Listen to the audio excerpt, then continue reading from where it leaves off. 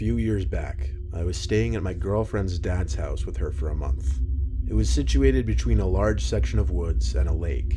Her dad owned many acres of land, including much of the nearby woods. He even had this little, I don't want to say path, but very narrow clearing in the woods that I'd like to walk through to clear my head. It was this one unnaturally foggy day that I wanted to go for a walk in the woods. I put on my boots that I'd use for hiking and told my girlfriend I'd be back in a little while. She didn't like to walk in the woods, so I'd always do it alone. Walking into the narrow clearing in the woods, I really took in how foggy it was that day. I couldn't see 15 feet in front of me. I hadn't seen it like that in years. In fact, I haven't seen it that foggy since. But as long as I'd stay in the clearing, I'd be able to find my way back. Walking through the clearing, I thought I could hear my footsteps being mirrored, as in synchronized with someone else's steps. So I stopped and listened. This was private property. Nobody should be here except for me. So I calmly called, "Hello?" When I didn't hear any calls back or footsteps, I felt it was safe to continue walking. The woods had a very eerie vibe with the thick clouds of fog floating through the trees. Crunches on the floor of the woods from my boots and the sounds of evening crickets was just about all I heard. A calming vibe. Then I heard it. A moaning-like breathing noise, like an old man moaning in discomfort. This time I knew I wasn't alone. It sounded like someone was hurt. I walked towards the noise, concerned, once more calling out, "Hello?" I stopped when I sharpened my senses a little and noticed the figure of a person standing just far enough away in the fog in front of me where I could see their presence there, but that's just about it. Just a really tall figure in the fog. That was the person making the moaning sounds. I crept a little closer, asking if the person needed assistance, but I didn't exactly get a better view. So I walked a little closer, and still, it didn't feel like I was getting any closer to the person. I yelled this time, and the moaning stopped. I took 2 more big steps this time towards the figure, and that's when I realized that no matter how much I walked forward, this person, this figure, didn't seem to get any closer. I turned around and started walking back through the clearing in the direction of my girlfriend's dad's house. I looked over my shoulder about 5 seconds later and swallowed my gum, seeing that the figure now behind was still the exact same distance it had been this entire time. I started running, heart racing, running short on breath rather quickly. And every time I looked over my shoulder, I saw that figure hovering the same distance behind me. And I use the word hovering now, because I eventually picked up on the fact that I couldn't see the outline of the lower part of the figure's legs. It just looked like this floating apparition in the fog. I eventually made it out of the woods back to the yard of the house. I took one last look at the tree line while it was still in sight through the fog, and I saw the person, figure, apparition, whatever I should call it, right by the tree line. I burst in through the back door of the house, slammed it shut out of breath, and when my girlfriend, her dad, and her brother came in response to my noise, I pointed out into the fog at the tree line, telling them someone or something was following me in the woods, no matter how fast I ran. Her dad put on his shoes and went outside with me real quick. I pointed to where I last saw the figure in the woods, and it was gone. He patted my shoulder and told me I had nothing to worry about. With he and I being 2 6-foot dudes, and with the 2 dogs in the house, no one would be breaking in here. I laughed and pretended for a second as if I wasn't mentally scarred for life from what just happened. I'm not one to believe in ghosts or anything of that nature, but this was definitely the closest thing to paranormal I'd ever experienced. It still sends shivers up my spine to this day.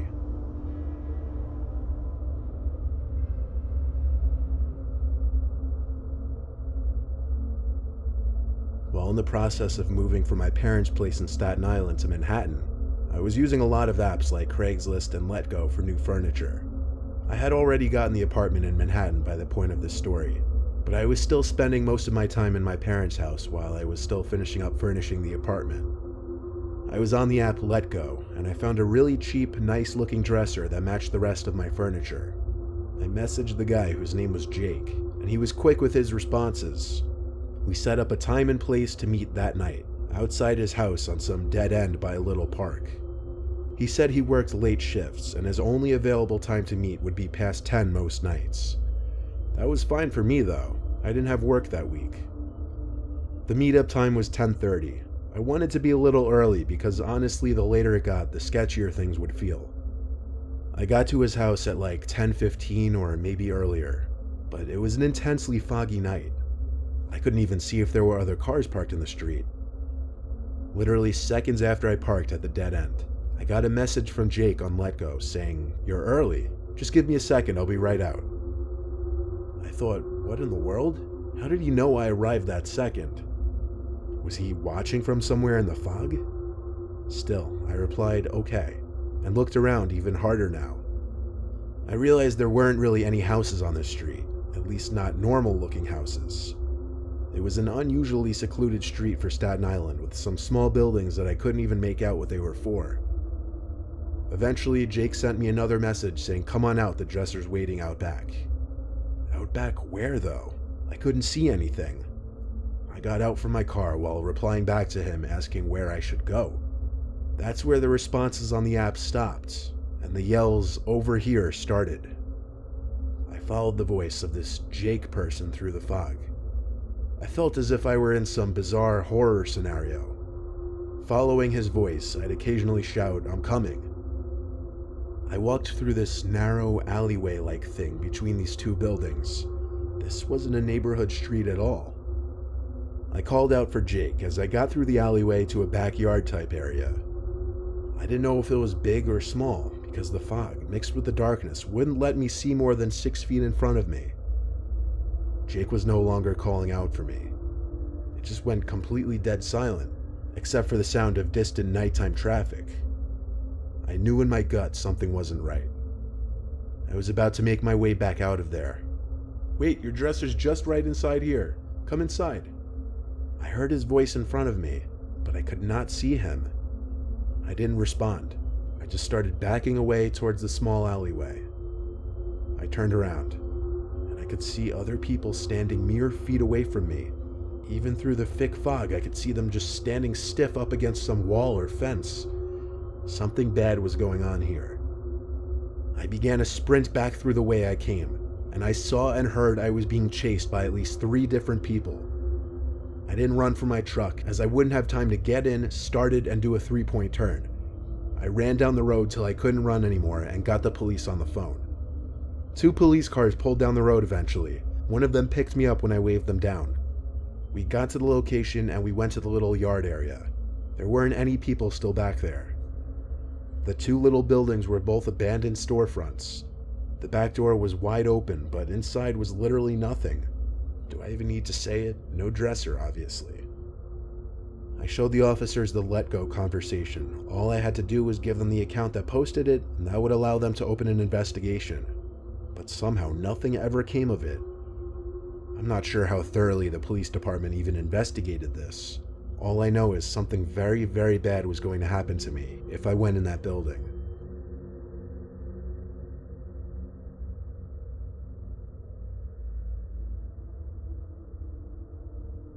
Last Saturday, while I'm writing this, it was an insanely foggy day. My family and I are quarantined in Jersey. My wife was out shopping, and my son was in his room. I was trying to get work done on my computer in my office room when my 6-year-old daughter Veronica came inside, saying she saw someone in the garden. I left the office to the window looking in the backyard where the garden is. And indeed, she was right. There was someone standing over my garden. Their back was to us, but they didn't appear to be doing anything, and I know it sounds unbelievable, but I really couldn't tell if it was a man or a woman. That's how foggy it was. I knocked on the glass to try and scare them away. I saw them turn their head, then walk over my garden deeper into the fog until we couldn't see them anymore. I told Veronica to wait inside while I slipped on my shoes and walked out into the fog real quick. The person only walked deeper into my property. See, we live in what I guess kids call bumblefuck, so I have a large yard. Obviously, seeing someone on this yard is unsettling, and my natural reaction was to follow in the direction I saw the person walk. I started to hear a rhythmic thumping noise, and as I got closer to my shed, I realized it was coming from there. The shed came into view when I got close enough, and I saw the person at the door of it, apparently slamming the door shut over and over again. I yelled, "Get out of here," before I called the police. I stepped closer and got a better look at the person. It was some middle-aged woman. She looked disheveled. She said sorry at least 10 times as she literally ran away from me in the direction of the road, quickly disappearing in the fog. Later that night, after my wife and I turned off the TV and tried to get to sleep, the dead silence in the room revealed a sound coming from outside. It was coming from the backyard, and I recognized it as the slamming of the shed door again. I felt sick realizing this. My wife was shaking me, telling me to go out there and chase whoever it was off. I didn't tell her about the woman because I didn't want to scare her. I slipped on my shoes, grabbed a flashlight, and turned on every backyard light on the house. I went outside immediately yelling, trying to sound intimidating. The slamming stopped. It was still foggy out. I had to walk a little bit to be able to see the shed. The shed door was open. The woman wasn't anywhere in sight. I have to admit, I was downright terrified to go into the pitch-black shed at that moment. I figured she had to be in there, but this is what you do as the man of the house. In my best words, I charged into the shed screaming as once again some intimidation factor, but the shed didn't have anyone in it except me. So I shut the door and twisted the little lock on the handle. I yelled some threat about calling the police really loud, and then went back into the house. I turned off all the backyard lights, and as I was walking back to my bedroom, Veronica came up to me crying. "What's wrong?" I asked her. She replied, "Look out my window." Those words hit me hard. I ran to her room, keeping the light off, and saw that woman standing at her window trying to open it. I got a clear view of the woman now, and her face was nothing short of horrific. She had droopy, cracked skin, her hair was wiry and grayish. She looked like her teeth were probably effed up too. There was clearly something wrong with this woman, and I had to assume she was dangerous. I screamed at her to leave us alone, and then went for the phone to call 911. The woman ran off for good this time. The cops couldn't really do anything except alert other officers over the radio. It's been less than a week, and yesterday my shed door was left open again from some point in the night. I'm really getting freaked out for my family. I fear one of these nights I'll wake up and she'll be inside the house.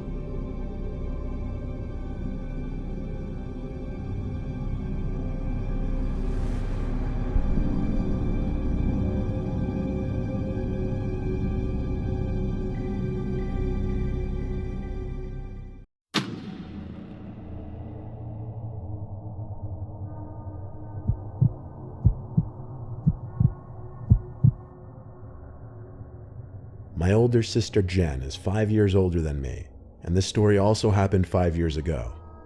Before Jen was dating her current boyfriend, she used Tinder to meet a few guys. I remember the night specifically. She told me and our other sister Maria that she was meeting a guy at a bar a few blocks down. When she got there, she sat at the bar and texted the guy to let him know where she was sitting. Under a minute passes and a man sits next to her, offering to buy her a drink. This man is significantly older than my sister, and according to her, gave off a horrible smell, had bad breath, and had a crooked front tooth. She told him no thank you right away, as she had a guy coming to meet her. The man didn't get up just yet. He kept sitting there, said he'd buy her a drink in the meantime before her date got there. Jan felt very uncomfortable and asked the man to please leave her alone. The man got up from the bar stool. Jan told us she did a side glance to see where the man had gone, and she said he sat at one of the nearby table booths. Jan texted her date about what just happened and asked him to please hurry. There wasn't a response, so she sits there a few minutes, texts again, "Where are you?" This time the guy responds, "Running late, get a drink or two without me." Now this was an odd text for a guy to send to a girl he's meeting, and to make it even worse, the man from before came back to sit next to Jan, asking where her date was and acting all upset that she was still alone. My sister responded to the man once or twice, then had enough and asked him to please leave her alone once again. She texted her date one more time, saying, "Sorry, I'm gonna leave." And as she sent it, the man's phone, which he left on the bar, vibrated. My sister immediately put two and two together and said she's going to the bathroom. I remember she called our sister Maria asking what to do. Maria told her just leave and drive home. I listened in on the conversation.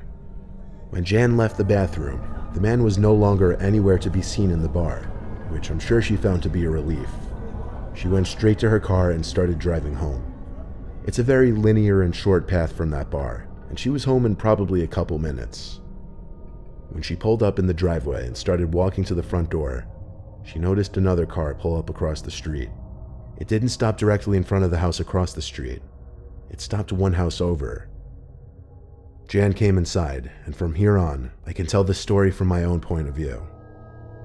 Maria and I came to greet Jan and ask her what happened. She went to the window and creased the blinds to look outside. She told us there was a car out there before, and she was worried it followed her. But when all three of us looked through the blinds, we didn't see a car out there. So she told us the unsettling story of what happened at the bar. Maria did a better job at comforting her than I. Girl thing, I guess. I did tell her that if that man ever stepped foot near her again, I'd kick his ass. Later on, we all went to our rooms and did our own thing. I was playing Far Cry 4 on my computer when I heard the horrible sound of both my sisters screaming. Now let me shift back to Jan's perspective for a second. She was on her phone in bed when she got a text from that number. It said, "Hey, I'm so sorry, I didn't see your text until I got to the bar." Jan didn't answer that, so he sent a follow-up text saying, "I'm gonna meet you at your house. Which window is yours?"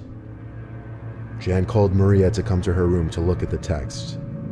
As they talked for a little bit, figuring out what to do, Jan's window slid open and someone tried pushing their way through the roller shade. That was when both Maria and Jan screamed, causing not only me, but our parents from upstairs to come rushing to her room. The man trying to come in gave up before we even made it to the room. Our dad went outside to try and chase after the man, but he was already long gone in his car probably. Of course, my dad called the cops to get a police report. Jan gave the police the man's cell phone number, and they took records of the text conversation. They said they were going to do what they could to trace the number, though it could take a few days. My dad was contacted after the weekend by the local police station, and they asked him to come in. At the station, they said they traced the number to be a fake number through some app, and that there was no guarantee they could trace the use back to a specific phone. My dad asked them to do whatever they could. Weeks passed and we never heard from the police, but we all slowly started to forget about it. You can never really understand people's motives and how they think they'll get away with some things, like climbing into a girl's window, for instance.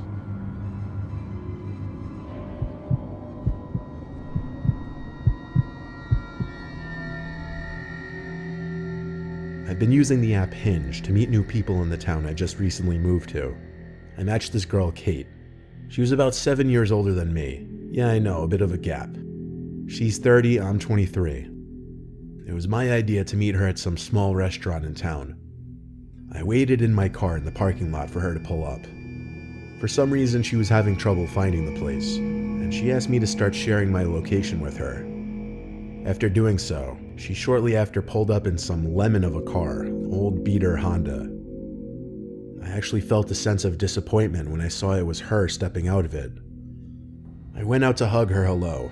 She said she wasn't a hugger though, so I shamefully put my arms back down. Bad start, I was thinking in my head. When we sat down at a table inside, I was able to see that she looked different from her pictures. Worse. Like, she was the girl in the pictures, sure, but it seemed as though she had her pictures doctored up to make her look better. She also looked to be older than 30. I was already not feeling this date, but I couldn't just end it now. I'd have to sit through the dinner with her. When the waitress came to start us off with drinks, Kate was really awkward. Like the way her voice suddenly raised in volume and intensity as she spoke to the waitress. She stuttered as she kind of rudely said she just wanted water. She turned down my offer for wine. So I went through the whole dinner with her, and in my head I was really just thinking about how excited I was to get out of there. The check came, and I waited to see if she'd make any offer to chip in for it since I really had no plans of seeing her again. But she did not, so I paid the check and we grabbed our coats and left. I told her I had a really nice time and whatever. Seems she didn't really want to go home though.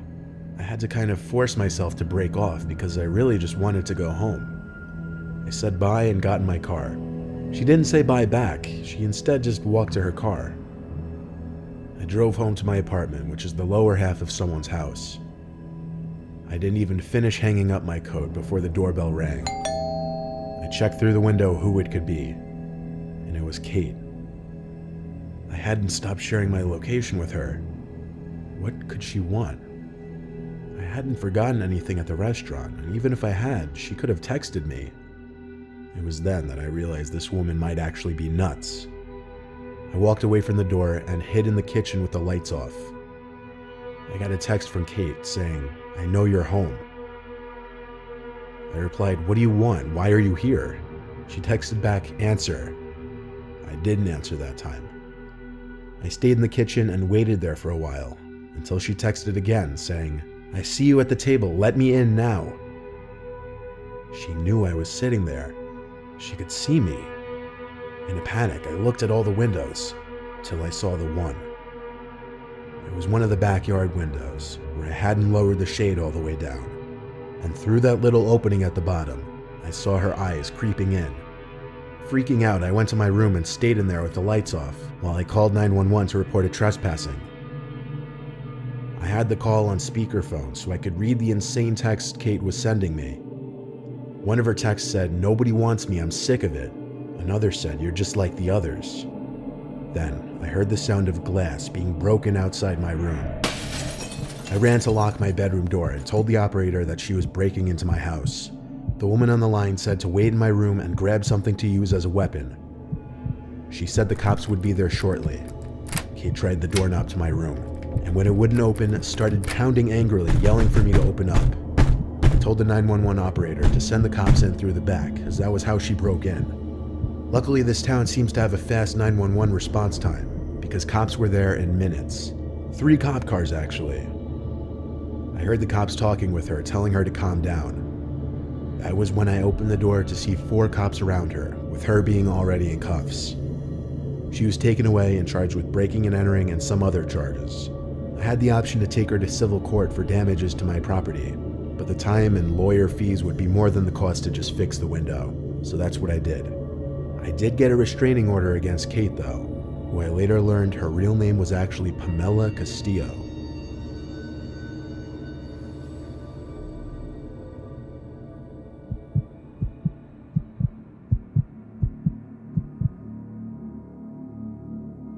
It was my first date with a girl from an online dating website. I offered to have her over and cook for her. I'd been out of the dating scene for a long time since I recently broke up with my girlfriend at the time. The woman's name was Amelia. She was 26. I was 32 at the time. I didn't really think having her over for dinner before meeting her was weird. If anything, it would be more relaxed and comfortable than meeting at some bar or restaurant. I was cooking some penne alla vodka with garlic bread and wine, my favorite combo. Amelia arrived around 6:30. I welcomed her in and asked her to take a seat at one end of the kitchen table. I was finishing up the food as I tried to get to know her. She wasn't as talkative as I was expecting based on her appearance. I had to lead most of the conversation. I was slightly nervous given that it was my first time having a first date in years, and it didn't help that she wasn't exactly the easiest to talk to. I served her a plate of food and a glass of wine. Then she asked something odd. She wanted me to go get a candle so that we could have a proper cheers. I had nothing else to say but to go along with it. I left the kitchen to the pantry closet in the hallway to get one of the candles and a lighter.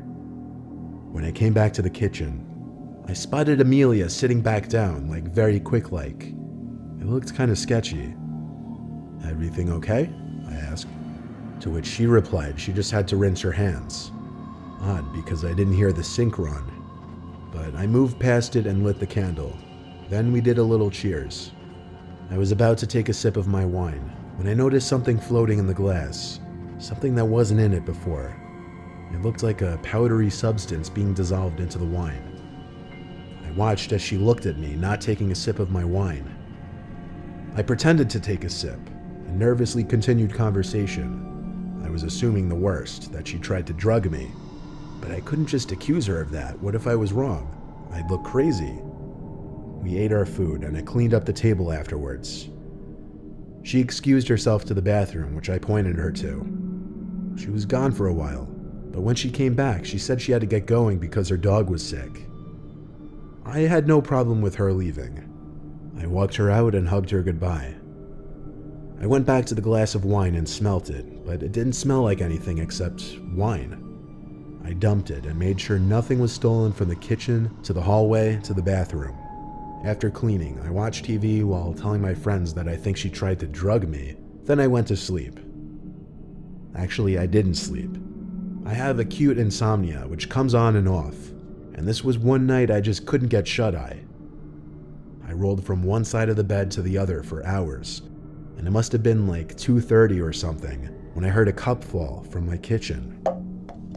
That terrified me because, well, cups are pretty stationary objects. I didn't see why or how one could have fallen from the counter. Suddenly my door opened and someone stepped inside. I didn't move. I pretended to be asleep, but with one eye half open. Someone stood in front of the doorway for a few seconds, then left the room. I waited a minute before getting up to follow and hopefully get the kitchen phone to call the police. There was a glimmer of light in the living room from the street light outside. With that, I was able to see her body in the corner of the room. She wasn't ducking, nothing. She was just idly staying in place. "Amelia?" I said, afraid of what would happen next. She was standing by the knife holder. "Amelia, if you leave right now, I won't call the cops." There was this awful, chilling silence before she put something back on the counter, walked to the back door, and exited. What she put back on the counter turned out to be a knife. When she left, I locked the door first thing, of course. I think when she asked to use the bathroom, she unlocked the back door with plans of returning. This was after her plan to drug me failed. Of course, I called the police, and they took the knife for fingerprints. Based off her criminal background, police later showed up to Amelia's house and arrested her. I did not press charges.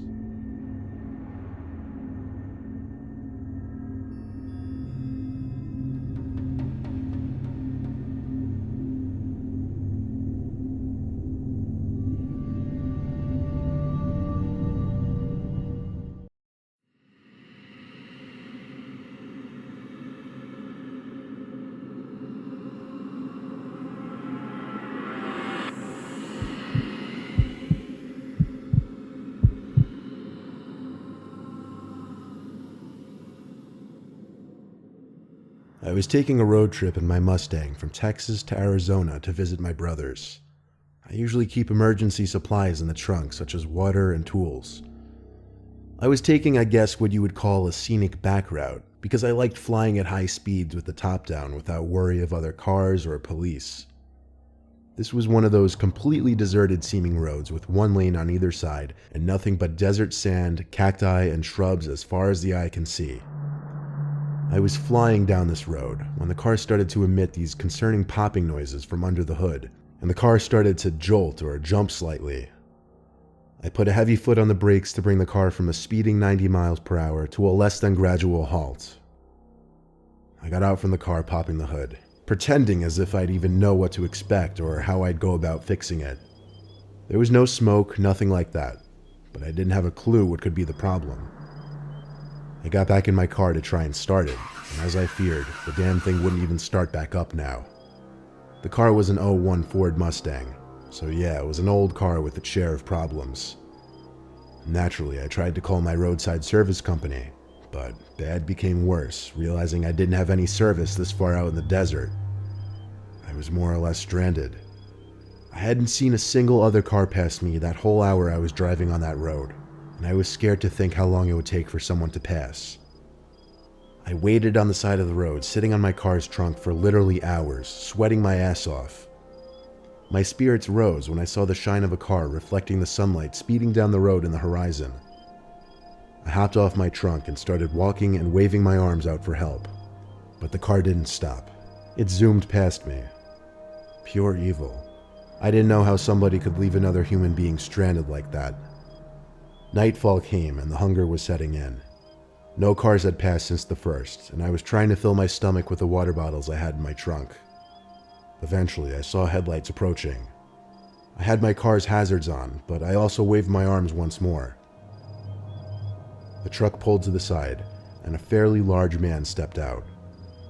I told him my car broke down and asked if he knew anything about cars, but he didn't immediately seem interested in my car. He more so seemed interested in asking me if I was alone, where I was going, and why I didn't just call for help. Then he asked me if anyone knew I was here. These questions were certainly making me uncomfortable. He finally offered me a ride, though if he was trying to make a point of making me uncomfortable, he accomplished that. I stepped up into his pickup truck, and off we started driving. He said it would be a long while before either of us would have phone service. He started asking me more questions, like why I would decide to take a back route like this. Minutes in, the truck started to slow down, and I heard him mutter, "Ah, shit." He pulled onto the sand on the side of the road, looked at me, and said the piece of crap broke down. This couldn't be happening. I looked back at the man and realized he was still looking at me. Like 5 seconds went by and he was just still staring at me. He finally asked me to go lift up the hood once he would crank the latch. I can only describe this whole situation so well, but through everything up until this point, I was insanely suspicious. I went in front of his truck with a bit of distance between the front and I, and waited to hear a click, meaning the truck's hood was unlatched. In my head, I was picturing him trying to run me over, and that's exactly what happened. As I took one step towards the truck to try and open the hood, I heard the roar of the engine as the man was on the gas. I dove for my life. If I reacted half a second later, I'd have lost my legs or instantly been killed. I took off running into the pitch black night, looking back to see the taillights still there. And then this. Gunshots. Surely gunshots aimed at me. That man was trying to kill me. It was too dark out there for him to possibly shoot me dead without some kind of luck, but I thought I was going to die at any moment. I ran as far as I could, then dove and made myself as low to the ground as possible. I heard a truck speeding off in the distance, so I turned and saw the taillights of the truck slowly disappearing down the empty road. I eventually fell asleep on the side of the road, and the nightmare didn't end until early morning, when I woke up to another pickup truck passing by. I waved them down, covered in dirt and sand, and thank God this man was actually normal, he and his wife. They gave me water and drove me to the nearest town, where I was able to call the towing company. It was a 45-minute drive back to my car on that goddamned road, then that same distance back to bring it into a shop. Long story short, this was the worst trip and experience of my life. Having someone try to run you over and then shoot at you isn't something you simply get over.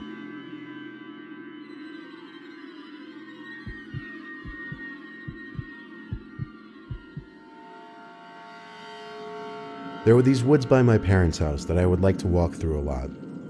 I found this one very small circular clearing in the woods. It sat by a small, calming stream of water, and it had a big rock in the center that I'd like to sit on and read my books. I guess you could say I was a loner child. One day, like any other, I walked to the circle, sat on the rock, opened my book to the bookmark, and resumed my novel. It wasn't exactly midday. It was approaching the end of the day, so it was getting slightly darker in the woods. I was interrupted by footsteps behind me. I set down my book and went into the trees to see if there was a deer or other animal nearby. Black bears are what always worried me as a kid. I heard more footsteps, so I followed quietly in that direction. Whatever it was moving fast. Faster than I possibly could while trying to remain quiet. The footsteps disappeared. I figured the animal got too far away, but as long as it wasn't interested in bothering me, I didn't care what it was. I started walking back to my circle, but as soon as I got a view of it between the trees, my heart dropped to my stomach. There was someone sitting on my rock, back to me, but I could tell they were holding my book. I didn't know whether to approach or not until the man said out loud, "I don't like this book," and turned to me, as if he knew exactly where I was standing, even still behind a few trees. He said, "I watch you come here a lot." He had on this weird smile that immediately made me even more uncomfortable. My 13-year-old self didn't have a fight or flight response system. I only had a flight response instinct. The man stood up and took 1 or 2 steps towards me, and I started running. I knew the way back to my house easily. I was there after a couple minutes of running. That night, I got a knock at my window. I woke up terrified and screamed for my dad. My dad came rushing in, and when I told him, he went outside to check. I was horrified when he came rushing in, and when I told him, he went outside to check. I was outright disturbed when he came back in with my book that I left in the woods. He said it was left outside my window. I slept in my parents' room for like a week after that, and needless to say, I never returned to that circle in the woods.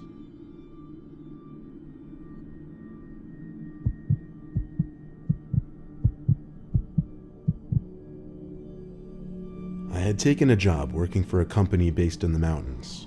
They offered me a cottage to stay in while working there. It was an old home built into the side of a mountain and surrounded by the forest. I lived in the basement, which had been converted into a small living space with a bathroom, kitchen, sleeping area, and a laundry room. The laundry room was L-shaped and had a door that went out back and into the surrounding forest. The door that led to the forest was locked from the inside and was quite difficult to open. I never used that door and always kept it locked. The rest of the house was empty, but I didn't have access to it. After a day of work, I returned to my little basement for an evening reading and playing solitaire.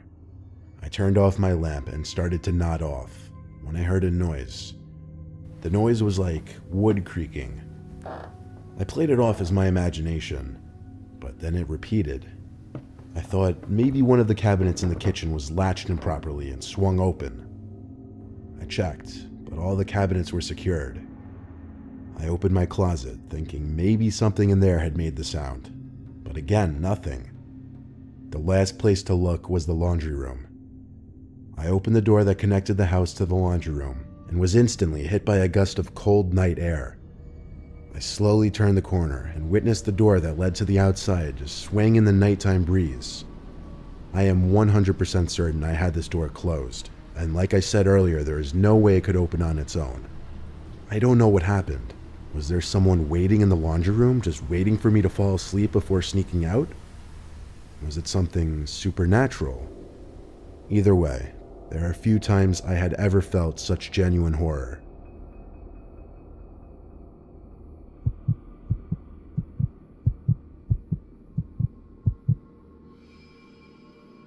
Tennessee has some real characters out in nature. I hiked all around while in school there. Made some good memories with a girl in the enveloping nature. Tennessee has good roads to popular hiking sites and tons of mini trails branching off. Sometimes you need to know what to look for as far as trail markers go, because the interesting ones are always a good ways out.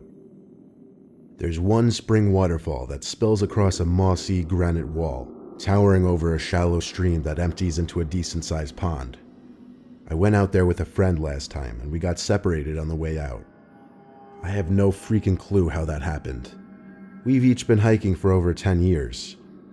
I've run over it 1,000 times in my mind, and it has to be this one ledge system. To get to the top of the fall, you need to take a longish detour that has an old wooden railing and a 3-way branching ledge system. So I've taken all 3 routes and ended up at the same spot. They take maybe 3 to 4 minutes to blast through, and they're kind of like rocky corridors. I don't take the left one anymore, because I'm 90% sure these big stains in the middle are blood. Don't want to know what happened there. It's odd because the left is by far the most inviting. Flowers bloom from vines that are etched into the moss-matted bedrock. Anyways, I'm 45 seconds ahead of her and opt for the right path when I realize I should tell her to avoid the left. It's really hard to reverse given the sloping angle of the path and a few short drops that become narrow climbs. Screw it. Faster if I speed through and yell down. I get out of the right corridor and swing around to where the middle path drops off. I yell, but no reply. So she took left. I run over and climb into the left corridor, thinking she saw the stains and freaked out. To be fair, it looks like someone got bludgeoned to death. I ran up the corridor, but she was gone. I called her name, nothing. And that's what made my hair stand up. I literally heard nothing. No birds, no hum of the forest, not even wind. Just myself and the babbling water. I traced left all the way back, and noted a few side passages if you miss a couple of the jumps. No bodies were in there or the middle, though. Good. I figure I may as well get to the top of the falls where I can get somewhat of an aerial view. I get there, and Ashley's sitting there waiting for me. She says she took the left path with the trail guide. What? There are no trail guides. There are rangers, but she knows the difference. They would not be in the rock labyrinth. This guy had a uniform and a trail authority visor on. She knew what I was thinking based on my face, and agreed that we should reverse course ASAP without us saying anything out loud. It's weird when you know you're being watched. We pretended we were going back to the car real quick to get more water, and so I left some fish food in a little crevice like I always did, and we left. She showed me this weird side passage that could not have existed a year before. I walked all the way around. You had to crouch, but you could walk through the labyrinth if you kept left, though. Hindsight, we shouldn't have taken another way. I think he lives in those tunnels. Ashley said he kept trying to lead her in a different direction, but she just followed the light and saw him standing in the tunnel as she walked the rest of the trip to the top. That means he was in there while I was looking for her. And that means she followed him before seeing the blood splatters all over the floors and walls. And that's not the totally fucked up part. The fish food that I left in the crevice was on the hood of my car. Her water bottle was gone too. She had a carabiner to her pack, so he must have snuck up and taken it at some point. That's strange because we're fast hikers. We never went back there and never will.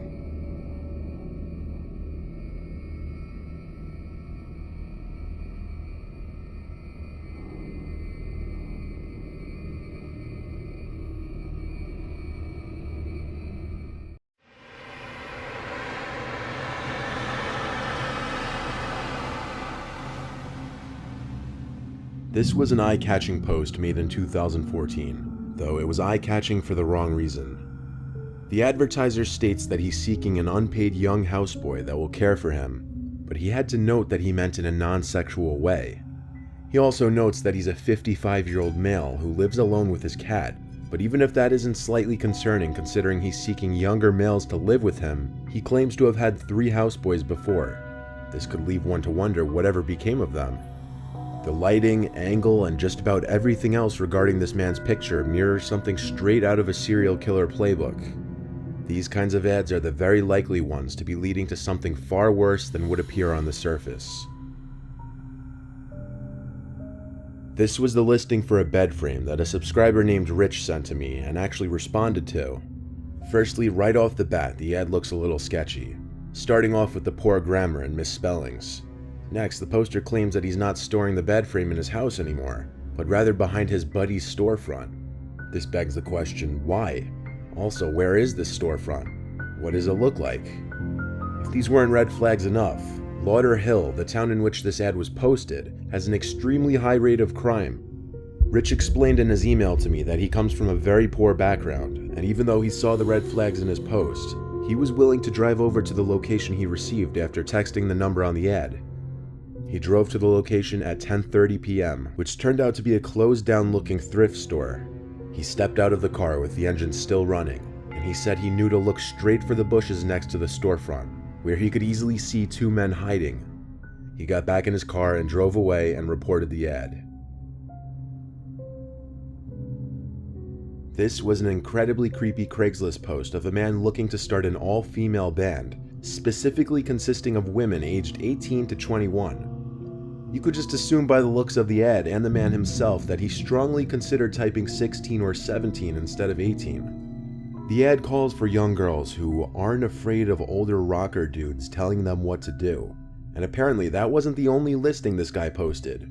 In one picture on this separate listing, the guitars and amps can really draw your attention away from the gross carpet, messy bookshelf, and bottle collection. But in the last picture, the man for some reason thought it was a good idea to capture his bandaged up foot in frame. This was a very transparently predatory Craigslist ad targeting young women. There's a section on Craigslist called Misconnections. This section is home to personal advertisements, which arrive after two people meet but are too shy or otherwise unable to exchange contact details. Like everywhere else on the website, weird things are posted in this section, such as this ad. The ad was posted by an anonymous man who seemed to be stalking a young boy. He said in the ad, "We've met on several occasions. Well, we haven't formally met, but I've seen you. You like to wear that Mets hat a lot. I love the Mets. If you like daddies, hit me up." The post actually included two photos of the boy on candid camera, one in a grocery store and one outside in a seemingly wooded area. The boy looked to be no older than 14. The ad was taken down the same day it was posted. This ad was posted in January of 2014 in Australia during a major heat wave. Temperatures were reaching up to 114 degrees Fahrenheit in certain regions, so this ad probably seemed like nothing short of a miracle at first glance. The ad offered free ice cream to anyone in the area, claiming they were doing it out of Christian courtesy. The ice cream truck would be parked in a location that would only be disclosed to people who contacted the poster. One person did end up contacting the poster of the ad, and was told to meet up at a certain parking lot outside of Kings Park. The boy and his brother who answered the ad, who said they arrived partially just to see if it was legit or not, did find the ice cream truck in the parking lot. But two police cars were also parked alongside it. It turned out the ice cream truck was stolen. The refrigerators in the ice cream truck were turned off and all the ice cream was melted. Who knows what they really meant by Christian courtesy? This one wasn't disturbing in the same sense of the others on this list, it's just creepy. This was an ad posted by a 26-year-old asking for a female roommate, who he would waive the rent fee for only if they were willing to create some kind of romantic relationship out of it. Being that this was a guy posting on Craigslist proud of his openness of his intentions, it's likely he may have wanted more than just a relationship, possibly some more immediate services. There's a lot of these kinds of posts offering free housing for young women for relationships or open minds in return. In July of 2015, the FBI arrested 39-year-old Nathan Bryan for allegedly trying to solicit children for sex by advertising his babysitting services on Craigslist. Federal investigators suspected that Bryan was using the ads to gain access to kids, though this wasn't enough to prove that he was guilty of anything. So the FBI posed as a father who was offering their child for sex on Craigslist. That's when they were contacted by Bryan, warranting his arrest. This was one of Bryan's many Craigslist postings where he advertised his babysitting services. It may not seem too bad on its own, but knowing who was behind this listing is what makes it truly horrifying, and that any other listing like this one could have been created by someone with completely masked intentions. This is Richard Beasley, a man who was sentenced to death for the murder of 3 men who responded to an ad he placed on Craigslist for a non-existent job. He was also convicted of the attempted murder of Scott Davis, a man who answered the Craigslist ad, who was then shot in the arm while escaping from Beasley. This is the only screenshot that could be found from the specific ad that he posted. The ad said, "Wanted, caretaker for farm. Simply watch over a 700-acre patch of hilly farmland and feed some cows. You get $300 a week and a nice 2-bedroom trailer. Someone older and single preferred, but we'll consider all. Relocation is a must. You must have a clean record and must be trustworthy. This is a permanent position. The farm is used mainly as a hunting preserve, is overrun with game, has a stocked 3-acre pond, but some beef cattle will be kept. Nearest neighbor is a mile away. The place is secluded and beautiful. It will be a real getaway for the right person. Job of a lifetime. If you are ready to relocate, please contact ASAP. Position will not stay open." 3 out of the 4 men who answered this ad were shot dead by Richard. This is another Misconnections post seeking another unknowing individual. This one is much more disturbing, however, as the poster, or stalker rather, has the young girl's address. He even posted a picture of the 14-year-old girl's house. In the post, he wrote, "Dear Sarah, you don't know me yet, but I've been watching you these past 2 weeks. You are a beautiful girl who needs to be taught certain things, and I could teach you those things. I could give you all the money you could want, and much more. I can promise you nothing but an amazing life if you choose to run away with me. The rest is just both his and her personal info. Now, this ad was screenshotted by a few people before it was flagged enough times to be removed. I was never able to find more details, such as if the family was made aware of this, or if the poster was found, or even if it was just some kind of prank. This ad was posted on June 10th, 2014, under the free stuff section. It advertised a free couch in good condition that would be put out on the curb around 10 p.m. In a normal neighborhood, this would seem like a lucky find. However, this ad was posted in one of the worst areas in Detroit, and one of the most dangerous times to be wandering the streets. Not to mention that anyone living in the area that this ad was posted in would not be looking to give a couch away, rather looking to make any penny possible off of it. This was a screenshot taken of the ad by someone who came across it. There's no way of knowing if someone actually fell victim to this, but this ad just had too many red flags about it. Most likely a group of people waiting for a naive victim to rob or harm, like the bed frame listing mentioned earlier in this video. This Craigslist post was an alleged confession of a murderer who was gloating about his first killing to the people of Tulsa, Oklahoma. It said, "I wanted to thank Tulsa for letting me have my first kill. It all started here, so I was thinking it should also be my first. I was nervous as hell, but I will get over it. It was a stranger on stranger kill, so the police will have a difficult time. It will not be my last, though. Thinking about going to Oklahoma City for the next." This wasn't the only ad of its kind to pop up. In fact, there was a second one that I could not find a screenshot for, which apparently showed a picture of a victim's body and the poster gloating over his second killing. This one took place in Stillwater, Oklahoma, and while it didn't mention a link to the first post, it seemed like too much of a coincidence. This is a rather strange ad by a young man looking for a roommate. When visitors to the ad would be greeted by this picture, which looks like something taken from a horror movie, they likely would not take this ad very seriously and would never dream of taking this guy up on his offer. Now, if that intro picture isn't enough to creep someone out, some of the rules and aggressive writing underneath should do it. Some ground rules. If I ring the bell in the kitchen, it means you have to go to bed no matter what time it is. I do not like people staying up late. You may have a friend over, but if they speak too much, they must leave. I like peace and quiet. No Indian visitors. Never touch the shower curtains. If it's closed, you come and get me and I pull it back so you can shower. There's two other pictures, one of a dimly lit room and one with a garbage bag over a window. If this ad was legit, let's hope this guy never found a roommate. This last ad was very open about its poster's intentions, and it's titled "Cannibal Looking for Willing Victim." This ad included very graphic, blurred images that would give you a good idea of what exactly was going on to the victims. The ad said, "I'm going to be very open about my intentions. I am a cannibal and I'm looking for a willing victim." He even uses the word victim. "If it has been your dream to donate your body as food, please contact me as soon as possible. I will not be torturing you or providing you with a slow death. Think of this as sharing your generosity with somebody else."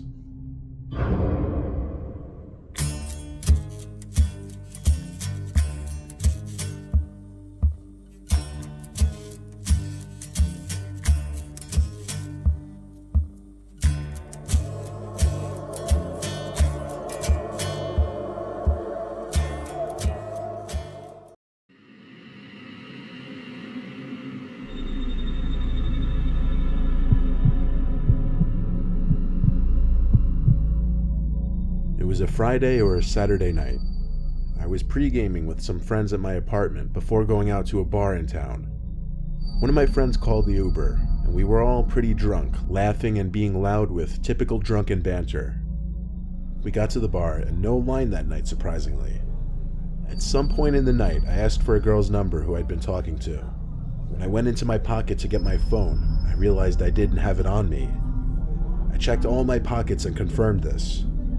I tried retracing my steps in the bar and asked each bartender if someone turned in a phone.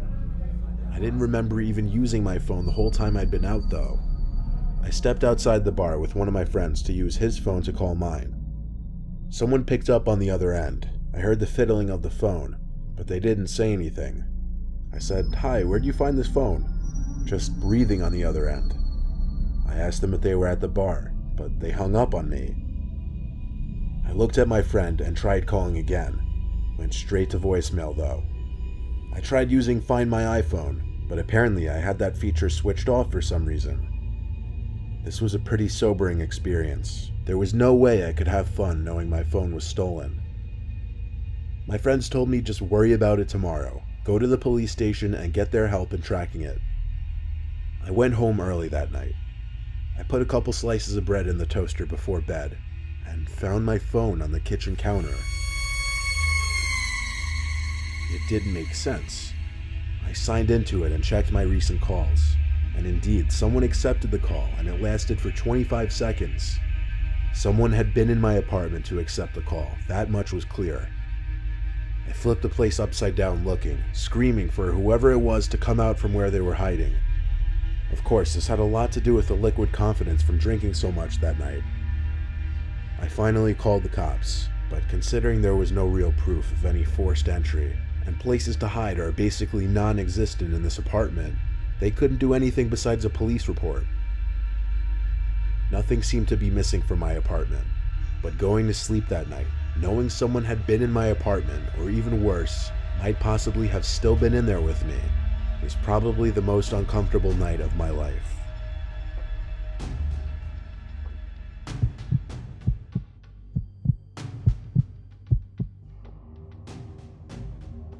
I was 17 years old, and this happened on a late summer night. My dad and little brother had gone to a Boy Scout campout. My dad was one of the scoutmasters. I was home alone with my mom for the weekend. She was already in bed at this point. It was about 2 in the morning, and I was just finishing up my late night gaming. I had to go to the bathroom one more time before going to sleep though. While sitting on the toilet playing games on my phone, I heard the faintest little tap on the bathroom door. "Mom, was that you?" "Mom," I yelled. It wasn't windy or anything. There didn't seem to be any logical way to dismiss it. I slowly and nervously opened the door, but there was nobody there. However, my bedroom door was now shut. I was certain I hadn't shut it. I went over to my mom's room and told her that I thought somebody was in my room. She didn't take me seriously and told me that she didn't know what to tell me. I tried to convince myself that maybe I did shut my door. I opened my door feeling extremely freaked out, and when I snuck a peek into the room, I felt like my heart exploded inside of my chest. I could see a hand sticking out from behind the dresser in the corner of my room. Somebody was hiding there. I ran to my mom's room and locked the door behind me. After quietly freaking out, telling her there's a man in the house, she finally believed me and went straight to my phone to call the cops. I put my ear up against the door to try and hear anything going on outside. I eventually heard the man's footsteps come out from my room and slowly come closer to my mom's room until making it right outside the door, then stopping. I could see the outlines of his shoes through the bottom crack of the door. He tried the doorknob, but thankfully it had a lock. It seemed the lock was enough to persuade him to give up, because I heard him stomp down the stairs and out the front door. I hurried to the window to see which way the man was heading, but he was already gone.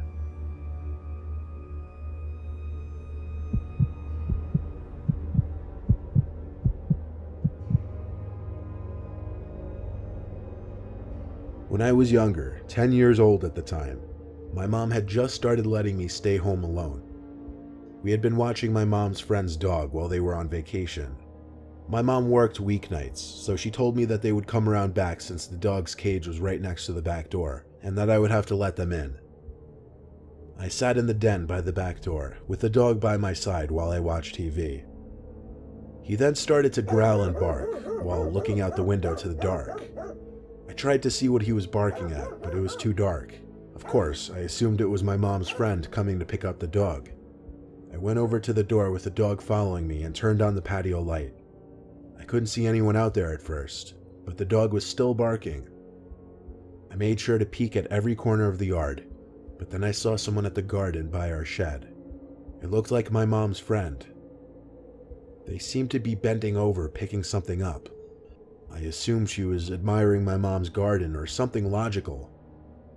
I then received a disturbing phone call. I prioritized answering the phone, as my mom was strict about me always answering the phone when I was home alone. I left the dog to continue barking by the door as I picked up the phone, hoping it was my mom. And it was. She told me that her friend wasn't going to pick up the dog that night, as they wouldn't be getting home until past midnight. I began to stutter as the pure horror prohibited me from speaking coherently. I managed to finally blurt out that someone was in our yard, and my mom started screaming like a lunatic. She told me to get up to my room, lock the door, and hide under the bed while my mom called the cops. I obeyed and laid there in silence for a good 10 minutes, until I got a knock at the door.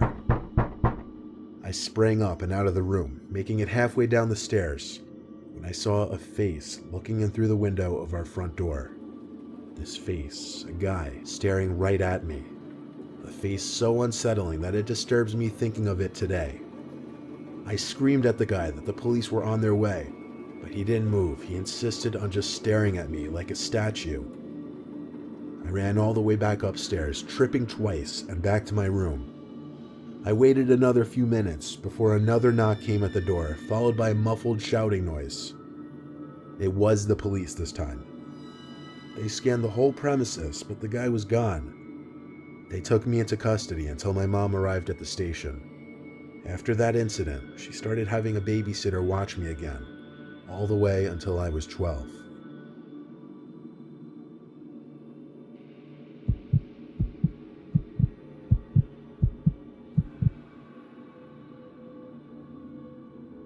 A long time ago, my girlfriend and I were looking for a private place to be alone together since our parents were always home. There was a vacant house on the corner of our block that hadn't been owned for years. The back door was always left unlocked. I would know because my friends and I had been in there before. We went in through the back, but before we could even get upstairs, there was a knock at the front door. We looked at each other with worry. What if someone had caught us sneaking in? She peeked out the window, but there was no one on the stoop. She made sure that the door was locked before turning back to me. I assured her it was just some kids playing ding-dong ditch. We made it only halfway up the stairs before the frantic knocking on the door came back. She checked the window again. The porch was still empty. She opened the door this time and still couldn't see anyone. I wanted to look tough to impress her, so I stepped outside and yelled at the pranksters to try it again. I shut the door and waited behind it, hands on the doorknob, ready to throw the door open. I just waited there for at least a minute, and I was about to just forget about it when I heard the blood-curdling scream of my girlfriend. I turned to see what she was screaming at, and I screamed as well. Just barely in the dark, we could see the silhouette of a huge humanoid figure very slowly making its way down the stairs. It was moving in a hovering-like motion. We ran past it just in arm's reach and left the house the way we came. We ran all the way back to my house, both of us out of breath. We know it couldn't have been an old person. They had to be at least 7 feet tall. Nobody was supposed to be living in that house, though. I even asked a friend living across the street from the house, and he said it had been vacant for years. The ghostly way the figure moved made it all the more disturbing.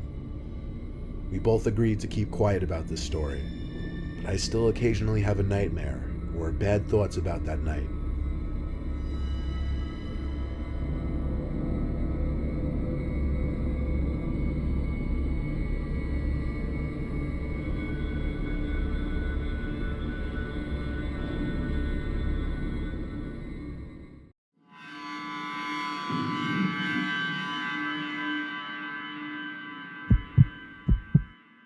A user of a picture collection website shared a freaky find at his grandparents' house, more specifically in their shed, which hadn't been opened for over 10 years.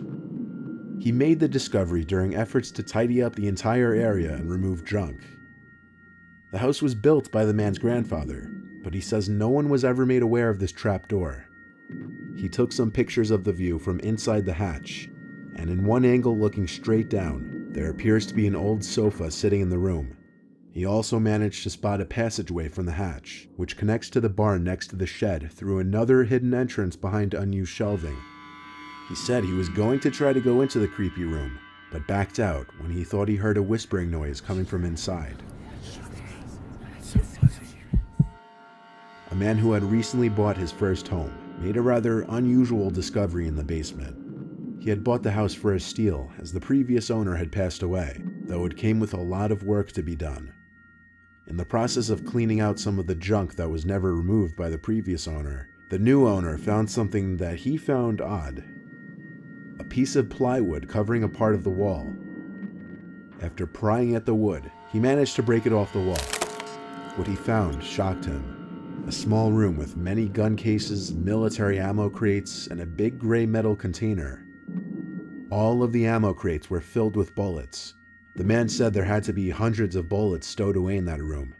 The most notable find, however, was a large safe, and it's unknown whether he was ever able to get it open, as there have been no update articles. An Imager user was walking around his house when he noticed a window for a room that he didn't know existed. He had a look through the window and saw this. He went inside to the only wall that was facing that room. Upon closer inspection, he found that this piece of the wall panel had been cut. What they found inside seemed like a lot of junk. The most noteworthy things found was some kind of gargoyle statue, a box full of Star Wars cards, and a locked safe, of which the uploader never updated on. Another Imager user by the name of 2ByteBrownie posted a few pictures of a secret room in his house a few years ago. While horsing around with his brother in their parents' room, the younger brother was pushed into what was assumed to be a built-in bookshelf. It opened, revealing a hidden room and evidence of a potential inhabitant. Moving on, as if this hidden room reached by a black spiral staircase wasn't creepy enough, there was supposed evidence that someone was down there, but the siblings found a crawl space halfway down and saw this. 2ByteBrownie wrote, "Someone was living in our walls. That's my Halloween candy that someone came in my room, took from my bag, and then brought back in here." About 30 seconds after taking this picture, we realized what it meant and got out of there. The fresh-looking banana peel suggests that someone had recently been down there, or perhaps it was a setup. 2ByteBrownie wrote in response to this that he had been eating it when they walked down to the room. Seeing the blanket in the dimly lit space, he tossed the banana at it. So was this a hoax, or was somebody secretly living in this home? Tony Smith had just bought his first house. Whenever entering the basement, he would hear strange noises coming from inside the walls. Strange noises like screaming, laughing, or moans of pain. The sounds came from beyond the part of the wall where no rooms were. "I assumed it was some kind of animal," Tony stated. One late night, Tony awoke to metallic banging sounds coming from his yard. He took a peek out his window and saw some kind of metallic door open from the grass as a shadowy figure emerged and ran down his driveway out of sight. He got a closer look at it in the daylight. It was some kind of hatch door disguised to blend in with the grass. Tony never went down there. He just sealed the thing shut before whoever was in there could come back. A group of shocked Ohio students discovered that the ghost haunting their house was actually a random stranger living in a secret room in their basement. The students had been spooked by strange noises in the night, and mysterious happenings like coming home to find the cupboard and oven doors open. Upon entering the room, they found that a man named Jeremy had been living there for weeks. He was evicted, and the students had the locks changed. In 2005, Jason and Carrie had just bought a house and were about to begin renovations when they found a secret corridor hidden behind a bookcase. Instead of holding torture equipment or treasures like they said they expected, the first thing they found was a note from the previous owner, saying simply, "You found it." The rest of the note said, "I've owned this place for a short while, and it was discovered to have a serious mold problem, one that actually made my children very sick to the point that we had to move out." The house was contaminated with black mold. When the previous owner lived there, one of the children he mentioned in the note had gotten so sick that she was unable to hold any nutrition and sometimes couldn't breathe. Jason and Carrie Brown proceeded to cancel their move-in plans, and they sued the broker who sold them the house. A Reddit user found a hidden room in the attic of their house in Norway. Some of what they found inside included a sign which roughly translates from Norwegian as, "If you have a bad stomach, then you don't have access." There was also a lamp alarm to most likely warn when someone entered the attic, a map of West Europe, and a doll's shoe. This secret room was likely a hiding place for a Jewish family from the Nazis, and the lamp alarm was likely a silent way of warning of a Nazi's presence in the attic.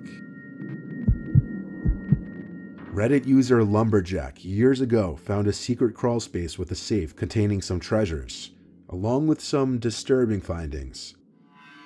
Some of the treasures include a pile of envelopes with paper money of various countries and origins, along with a jewelry box with watches, tie clips, a key, rings, and a lot of gold and silver. The discovery that's downright disturbing features the tapes contained in the safe, one with the words "No, no, no" scribbled all over it. Along with the tapes was a note that read, "Save yourself." He turned the tapes into the police, and their contents are still a mystery. A student living in New Mexico was living in a single-floor house bought by his father for him. He reported hearing a strange banging coming from below the floor during one night on his first week. A few nights later, he found a door in the floor in his pantry closet. It led to a mysterious-looking room with a light on, along with a fan blowing. There seemed to be a desk with a few gadgets and a few cabinets. The design of the room was completely off from the rest of the house. However, the creepiest thing was the cigarette found on the desk that had seemingly just recently been put out. There weren't really any clues as to who was down there or what was going on.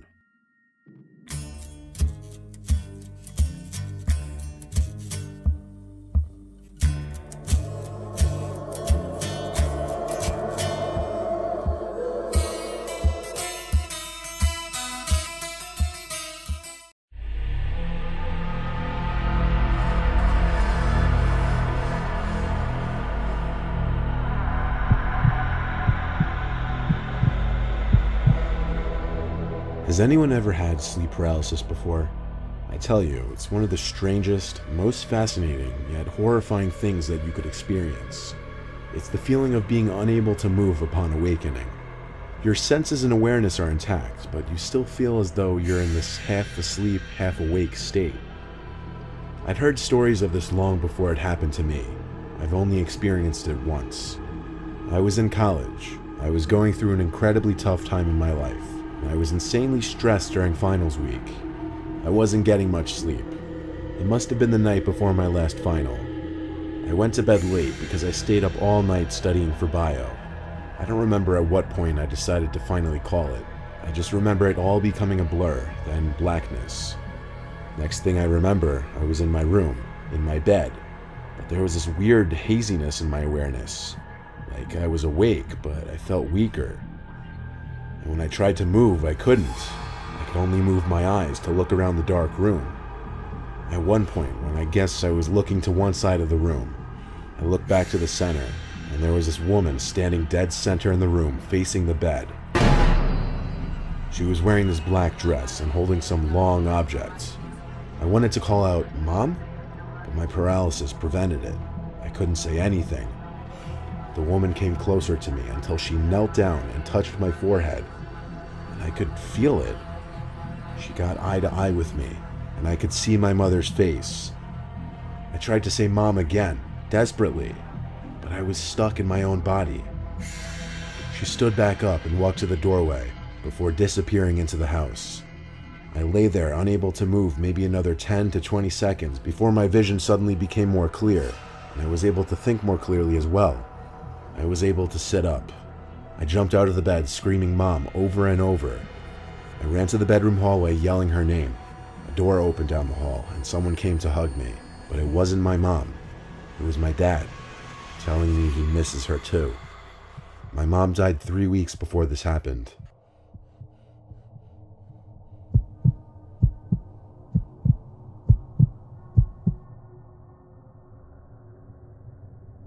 You know what I love about dreams? How vague and how bizarre they can be. You feel like you're in this separate world where things can just make no sense. Now what about when that unearthliness transcends into the quote-unquote real world? You'll see what I mean in a minute.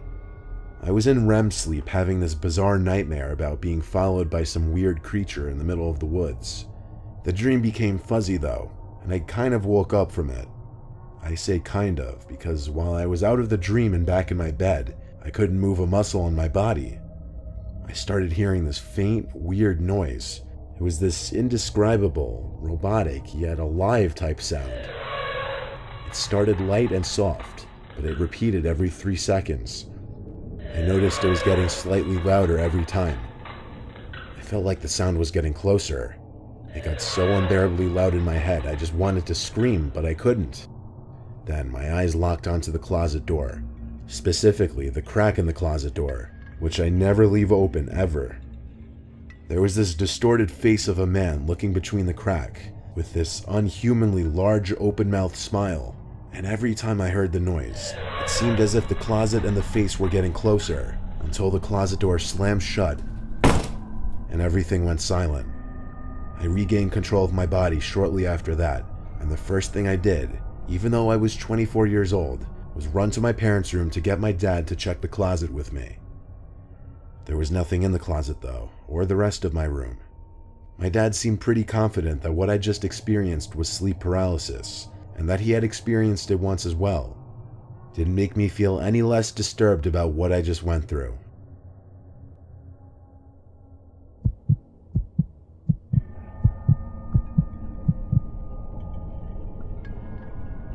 Many years ago, I had a sleep paralysis experience. I knew there was a thing in my closet, something really evil, but I also knew I was dreaming and I should face my fear.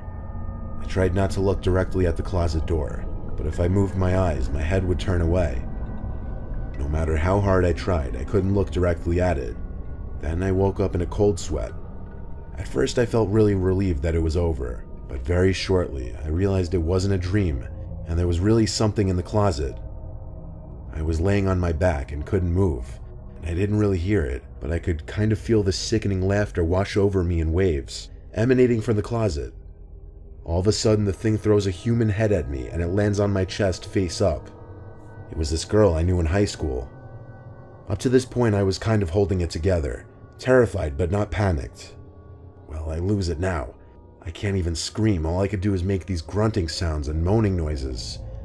I'm wriggling and straining, trying to rock from side to side to get it off me, but I can't move. This seemed to last maybe another minute or two, and then I really woke up. It was so traumatic that for weeks I would be scared when I woke up that I wasn't actually awake and something horrible could happen at any second. It still makes my skin crawl when I think about that laugh. The thing is, I never heard of sleep paralysis or night terrors at that point in my life. I thought I was losing my mind.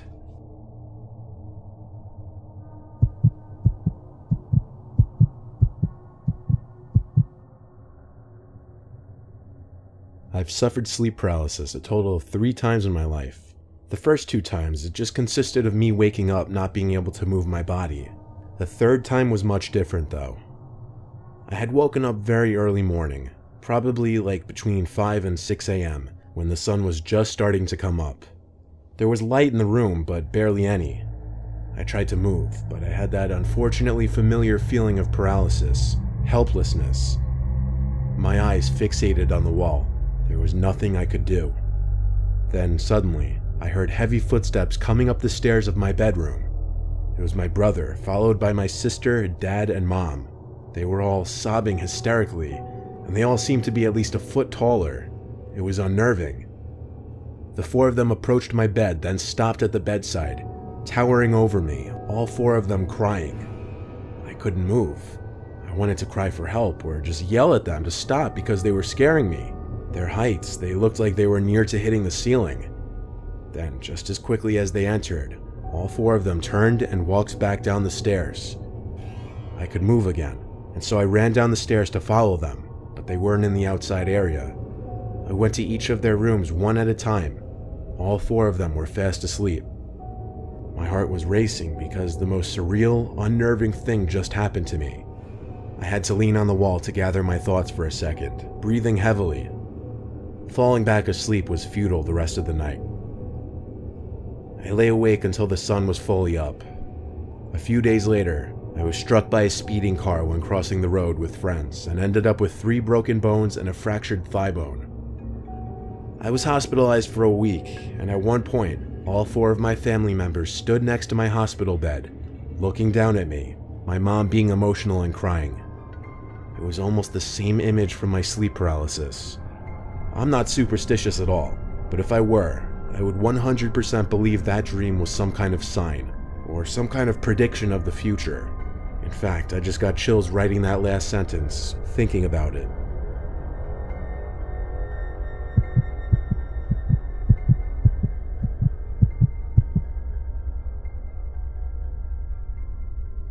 There was this one time I was out late drinking with friends. It was some point in the summer of 2016. We were kind of just walking around town and then around the neighborhood when one of my friends spotted someone hiding in a bush. He pointed and said, "Look," and we all walked a little closer to get a better look. We could see what he was talking about, but just barely. It was bizarre, like someone hiding in this bush in front of this house. When we got too close, apparently, this weird, off-putting sound started coming from the bush. So we all screamed and laughed and ran away. We screamed because it was scary, but laughed because at the same time it was bizarrely funny. And there were a lot of us, so... Anyway, we walked back to our houses respectively, assuming whoever was in that bush was just messing with people. I fell asleep pretty easily that night since I was drunk, but next thing I remember was waking up to the near pitch blackness of my room. I couldn't look at the clock to see what time it was because I literally couldn't move. I was in a sleep paralysis state. I looked around the room with my eyes only and started to hear a familiar noise, the noise we heard coming from that bush. Then I looked straight in front of me, at the foot of my bed, and what I saw was pure nightmare fuel. It was what appeared to be this floating, grotesque, horrific head of a demonic ghost-like thing. As it got closer to me, I realized it wasn't floating. There was a body, but its body blended in with the blackness of the room. Its mouth hung open, and it just kept making the familiar noise from the bush. It got mere inches from my face before it suddenly just faded away, and I was able to let out a scream and move my body. I sat in my bed, panting and heart racing. I flicked on the lamp and checked around my bed, but that demonic thing was gone. What I just experienced seemed so real, like I was awake for it. It wasn't a dream. I told my parents about it the next day, and they agreed with me that it was sleep paralysis, though they had never heard of anyone seeing freaky shit like that before.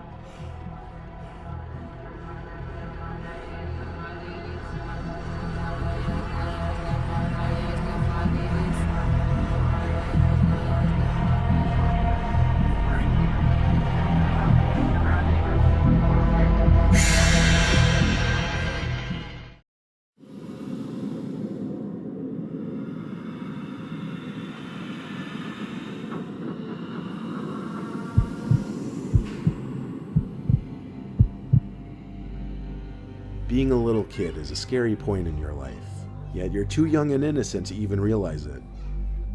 I have a horrible memory from my early childhood that I wish I could simply block out completely, but I just can't. I was, I believe, 6 or 7 years old. I was at the summer rec program that my parents had signed me up for. I was in the 6 and 7-year-olds group, the youngest group at the camp. One day our group was at the playground, and some oldish man sitting on a bench started talking to me. He knew my name. I remember feeling very comfortable with him, like he seemed kind. He gave me a candy that I ate on the spot, and he offered to push me on the swing. I think I told him that's alright and continued talking to him, asking him dumb little kid questions. He introduced himself as Robbie, I still remember to the day, and told me he was friends with my mom, and since she was running late, he'd have to pick me up after camp. I said okay, and around that time, my counselors shouted for our group to assemble our line by the gate so we could leave. We got back to our group's home area where we would sit and wait for the parents to come pick the kids up. I saw Robbie approaching the bench, and he said to Cal, one of my counselors, that he was picking me up for the day since my mom wasn't available. Cal looked at me and made sure I knew him. I nodded my head. Cal crossed my name off in his notebook and high-fived me goodbye, and I walked off with this Robbie guy. I remember he grabbed and held my hand as we walked, and I also remember that he was walking extremely fast, like it was hard for me to keep up with my short little legs. We made it to his car. He let me in the back passenger seat. He seemed to be in a hurry. He rushed into his seat, started the car, locked the doors, and started driving fast out of the parking lot. I asked, "Are you taking me home?" "Yeah," he replied. I remember hearing some yelling noises from outside the car. I lifted myself off the seat to look out the rear window and saw two of my counselors pointing at the car I was in to one of the park supervisors. This is when things got scary for my little self. As I was looking out the back window, the man screamed at the top of his lungs to get down. I got so scared I started to cry and tried opening the door when he was at a red light, but he had the child lock on. He tried to calm me down by apologizing, saying he was driving me home. I can't remember what exactly I was thinking, but I do remember being scared, starting to wonder if I was actually being brought home. We were in the car for quite some time, and I started to realize I didn't recognize where we were. We were not anywhere near my house. I felt like I had to throw up from being so scared. I remember Robbie muttering, oh shit," constantly under his breath, and he kept looking in his rearview mirror. Then, the sound of a police siren directly behind us made him scream in anger once more. He pulled to the side on a neighborhood road and told me to go along with whatever he said, but he didn't have a chance for that. Two police officers stormed out from the car with their guns half drawn and yelled at Robbie to step out of the vehicle with his hands up. He did so without question and was cuffed while they had him laying face first on the concrete. He was brought into the car while the other officer stuck with me, comforted me, and asked me questions. Another cop car arrived, and so did my mom in her minivan. She was in tears and hugged me when she got out. So backing up, when Robbie, or whatever his real name was walking me to his car, my mom had already gotten to the bench to pick me up, when Cal told her some man already picked me up. That's when they ran to catch what car we got into and called the cops right away. One of the camp supervisors was actually tailing us on the road, which is why Cal was panicking and how the cops were able to locate us. Now you can see why I wish I could block this memory out. It's disturbing, it's sickening, and I often have to think about the horrible, unimaginable things that could have been done to me if I had not been saved.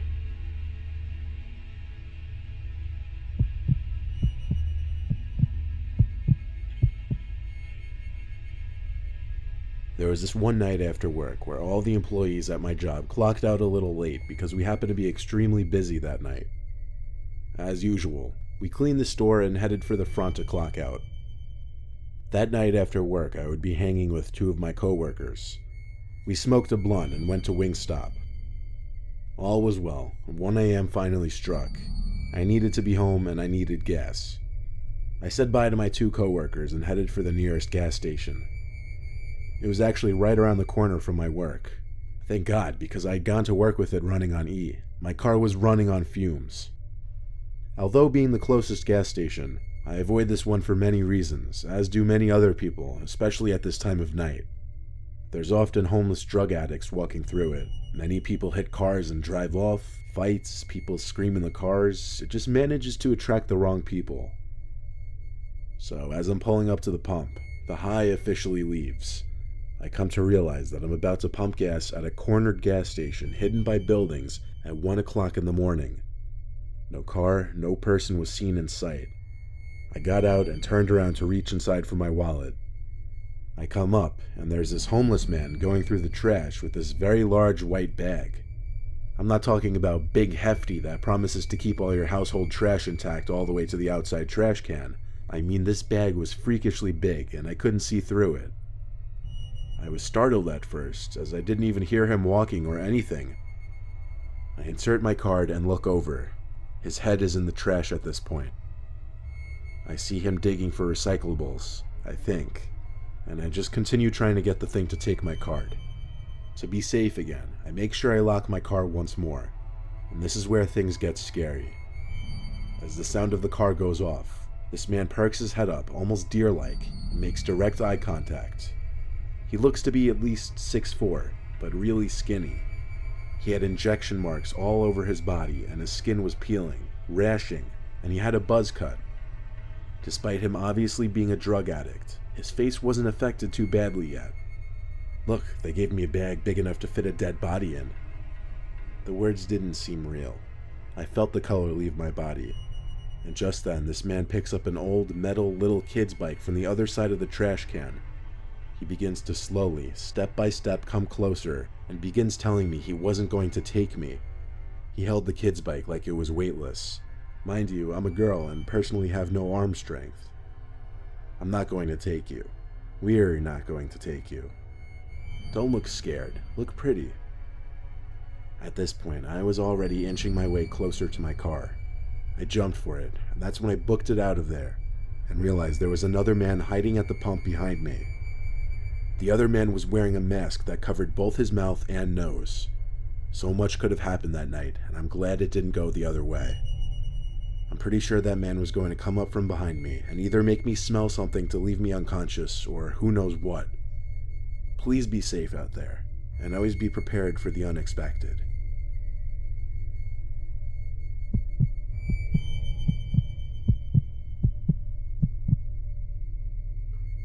When I was 10, my uncle used to own a property in Kentucky which was not too far of a drive from our home in Virginia. He was an avid hunter, so his place was in the middle of the woods, a perfect hunting area. He let my dad take us there when he wasn't using it, just as a nice little escape from the suburbs because we all loved the secludedness. I would love to go on hikes in the woods by myself because I've always been a nature freak. One time while hiking late in the day, I thought I heard footsteps around me. They sounded like human footsteps, so I turned and started walking the other way.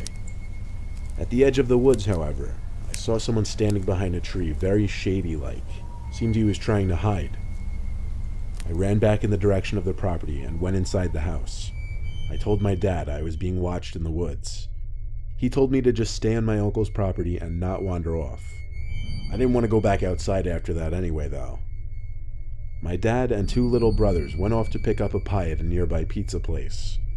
I stayed behind because I'd rather watch the movie that was playing on the TV. I'd been alone in that home many times. I wasn't scared. I heard steps coming up the little wooden front porch. There was a knock at the door, so I jumped up to let them in because I was starving. But I froze at the door, thinking, how could they be back so quickly? "Dad?" I said through the door. Someone on the other side said it's not your dad, but we need some help. My heart dropped. I looked out the window to the porch. It was still just bright enough to see an unfamiliar man standing on the porch. He noticed me at the window, looked at me, and smiled. I shut the curtains and yelled, "Dad, there's someone here at the front door." I was pretending as if my dad were still home. "We saw your dad leave just before. Just open the door, we just need some help." I ran to my uncle's master bedroom to hide there. There was a tap at his window, and I saw a second man outside. He also yelled, "Open the door, please." I heard kicks at the front door of the home. It was a very flimsy old wooden door, and it gave in easily. I panicked and went to my uncle's closet where he kept his guns. I grabbed his shotgun, which he taught me how to use, and as the door to the bedroom opened, I aimed the gun at the tall man's torso. He raised his hands and nervously laughed, telling me to calm down. He backed away, back to the front door with his hand still raised, and he said, "We're gonna leave, okay?" The two men walked away into the woods, no car in sight. My dad soon returned to see the broken-in door, and I explained everything. He called the cops, who stayed with us while my dad did his best to fix up the door. My uncle installed cameras and a stronger door the next time he drove in there, and he sold the place a few years later.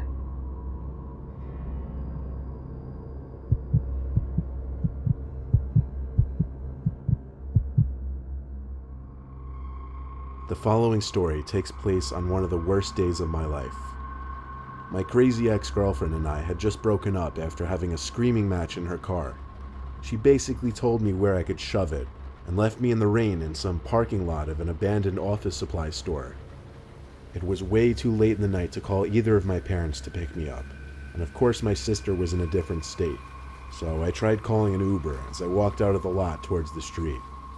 I swear, adding to my misfortune, every single Uber canceled on me, one after the other. It got to the point I wanted to cry out loud and scream. I was a 15-minute walk from home. I figured to hell with it, I'd walk it. But shortly into my walk, an SUV pulled up to me. 3 guys were inside. They seemed around 30. The guy in the back said, "Yo man, you need a ride?" I figured why not? What did I have to lose at that point? It beats walking in the rain. I hopped in the open seat in the back and thanked all of them. I gave the driver my address, and he started on his way to my house. I tried making conversation by talking about how I just broke up with my ex, tried to make light of it, but they didn't respond in the way I was hoping. The guy in the front passenger seat turned to look at me. I looked back for a second, expected him to laugh or say something, but he just looked at me with this blank, emotionless expression, his eyebrows slightly raised, mouth hanging open as if he were trying to intimidate me. I looked away, out the window, though I could still sense him looking at me through my peripheral vision. The GPS voice said turn right on the next road, but the driver turned left. Uh-oh. "Yo, I think you went the wrong way," I said to the driver. The guy sitting right next to me said, Nah, chill man." The lack of communication in this car was really adding to the building tension. I noticed we were entering quieter, if not dead streets with few houses or buildings nearby. I was scared to say what I said next, because I knew if they didn't acknowledge it or listen to it, it meant I was in a bad situation. I asked the driver to just drop me off on the side, I'd walk, and his response was just laughter. The guy in the front passenger seat joined him in laughing. The sound of the doors locking as the car was coming to a stop was the moment I knew I had to run. I flicked the freshly locked switch back up and pushed the door open. The guy sitting next to me started yelling, "Get him," as I felt his hands try to grip my arm. I got out from the car though, and I ran into the adjacent patch of trees which sat next to the parkway. I bolted across the parkway, and yes, there were still cars speeding by at this hour. I almost risked my life passing that parkway just to escape those goons. I'm not sure if they were just trying to rob me, kidnap me, or what, but I feel like if they were trying to just rob me, they could have done that anywhere and driven off. But they didn't. And that's what scares me to think about.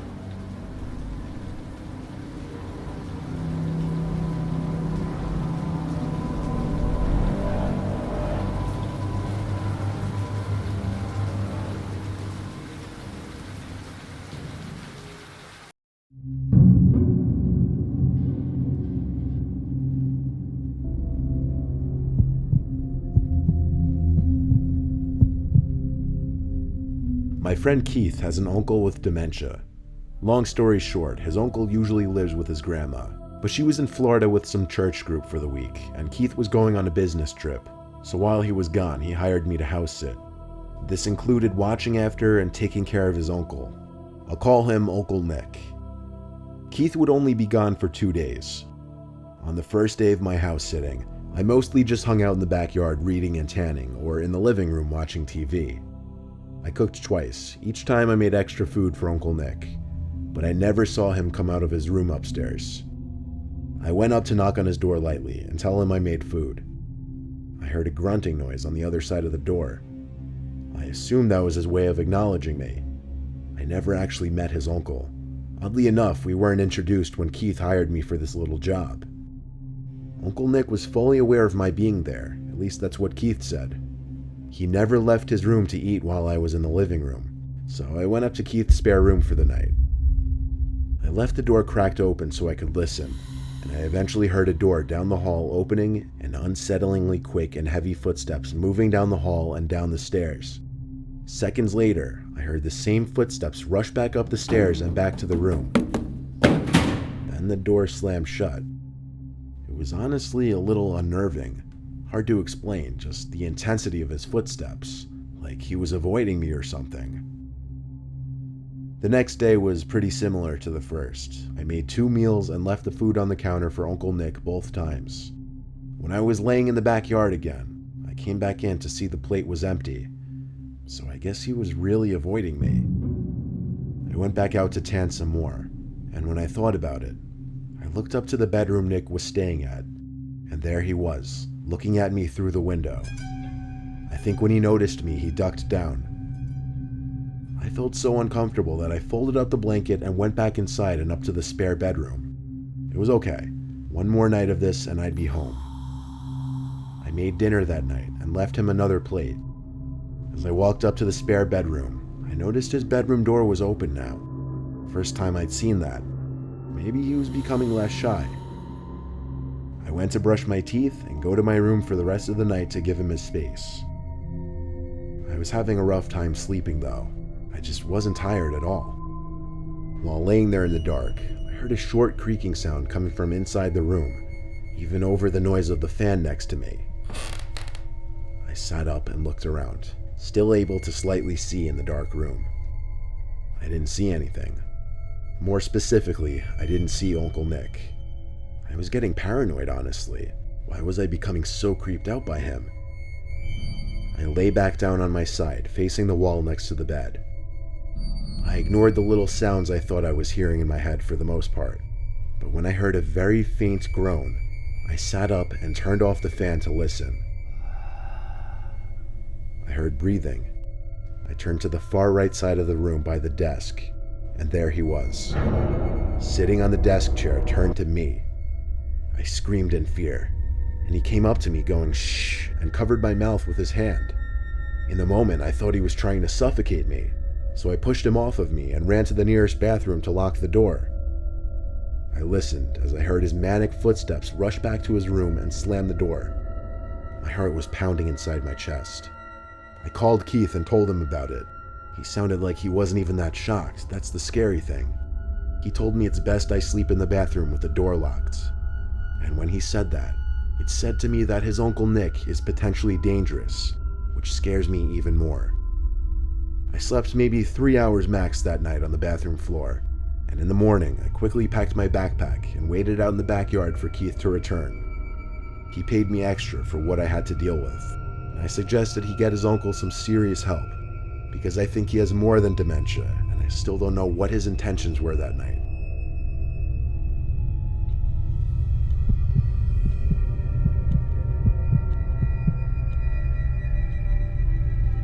My dad once told us a true scary story of his from when he was in his 20s.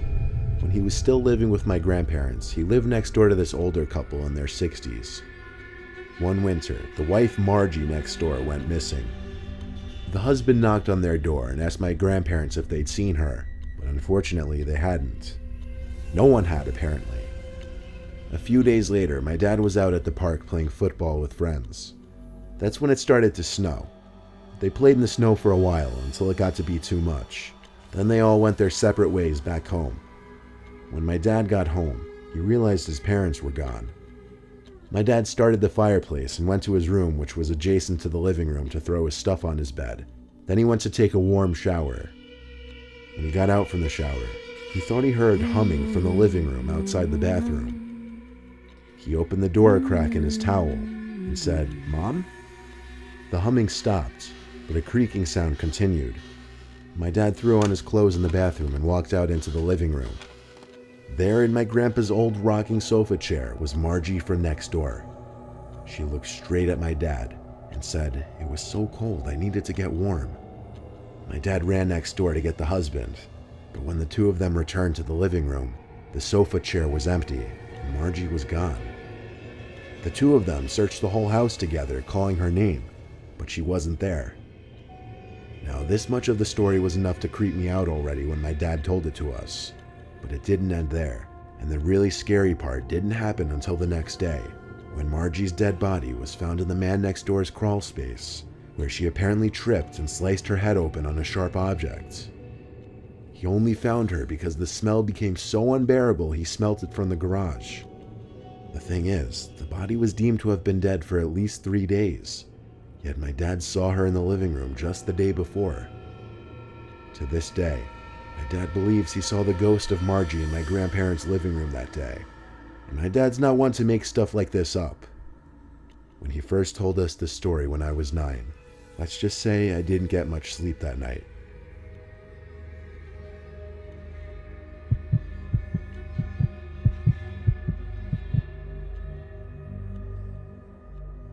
There's a lot of Black Lives Matter protesting going on in my area. Now, before I write anything else, I want to disclose that I fully support the Black Lives Matter movement. However, this is my personal opinion that the looting and rioting are not okay, and anyone participating in those acts should not be associated with the peaceful protesters. But unfortunately, mixed in with the peaceful protesters are the looters and rioters hiding in plain sight. A few nights ago, many stores and houses in the town next to mine were broken into and robbed, and a lot of car windows were smashed. There were rumors from the cops in our friend group that our town would be a target the next night. We stayed up a little later than usual the next night for that reason, and while watching a movie together as a family, we had to mute the TV when we heard yells from outside. We checked out the window, and a large group of young men with masks on were parading down the street. They weren't holding protest signs or anything. They were just being loud and, by the sound of it, cursing a lot. But they didn't appear to be damaging any property, so we went back to our movie. Then after that, my parents went to sleep. I stayed up later in my room playing a video game with the headset on so I could talk to my friends. Eventually, I grew bored and tired and turned the system off and went downstairs to get a glass of water for bed.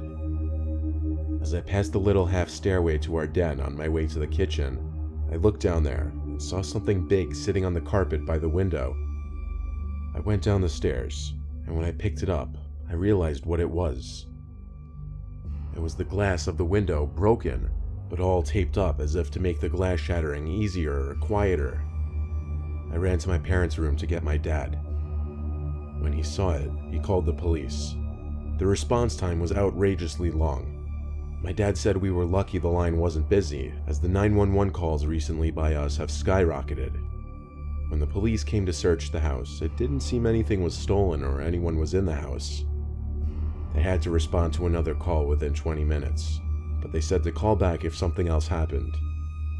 My dad and I opted to sleep in the den for the rest of the night to prevent anything else from happening, so my mom went back upstairs. Time rolled on slowly, but eventually I think my dad fell asleep. A large rift of wind hit me in the face through the opening where glass used to be, causing me to open my eyes and look at the window. No one was out there, but for some reason I thought I heard something come from upstairs, so I went up the half flight of stairs thinking maybe it was my mom. When I got to the kitchen, I continued to hear noises from above me, so I walked upstairs, and the noises were still coming from above me. What else was above? The attic. I went to the upstairs storage room which had the attic door. I quietly opened it, revealing the short stairway to the attic. This is when the noises stopped. I didn't flick the light switch on, I just tiptoed halfway up the stairs to listen. That's all. The heavy silence was terrifying, considering I knew I was hearing noises from up here just a second ago. I waited on one of the middle steps to hear something. Then I felt the hairs on my head being moved. Someone's fingers started running through the curls in my hair as I heard this deep, short cackling sound. I let out a cry for help from my dad, as all the confidence immediately left my body and I was overcome with horror. I ran out from the attic to meet my dad halfway down at the kitchen. He didn't go up to the attic, he once again called the police instead, while we heard shuffling and thumps from above us. The cops once again came, and upon entering the attic with their guns drawn, were able to locate someone. They came out of the attic with some creepy old man with a mask on, looking at my family and I and laughing as he walked out. When the cops asked him in the back of the car what he was planning on doing, he simply admitted right away that he's seen all the looting going on the news, that he wanted to join in on the fun. He made his way to our attic because he said that's where people store their most valuable possessions. Based on the way the man spoke and acted in general, you could tell he was certifiably insane. He told the cops that he was alone. Oddly enough, he answered all their questions no problem. But once again, this guy clearly had some screws loose or missing entirely. Feeling him brush his hand through my hair like that will probably haunt me for a long time, maybe even life. And one thing is for sure, I don't feel safe going in that attic anymore.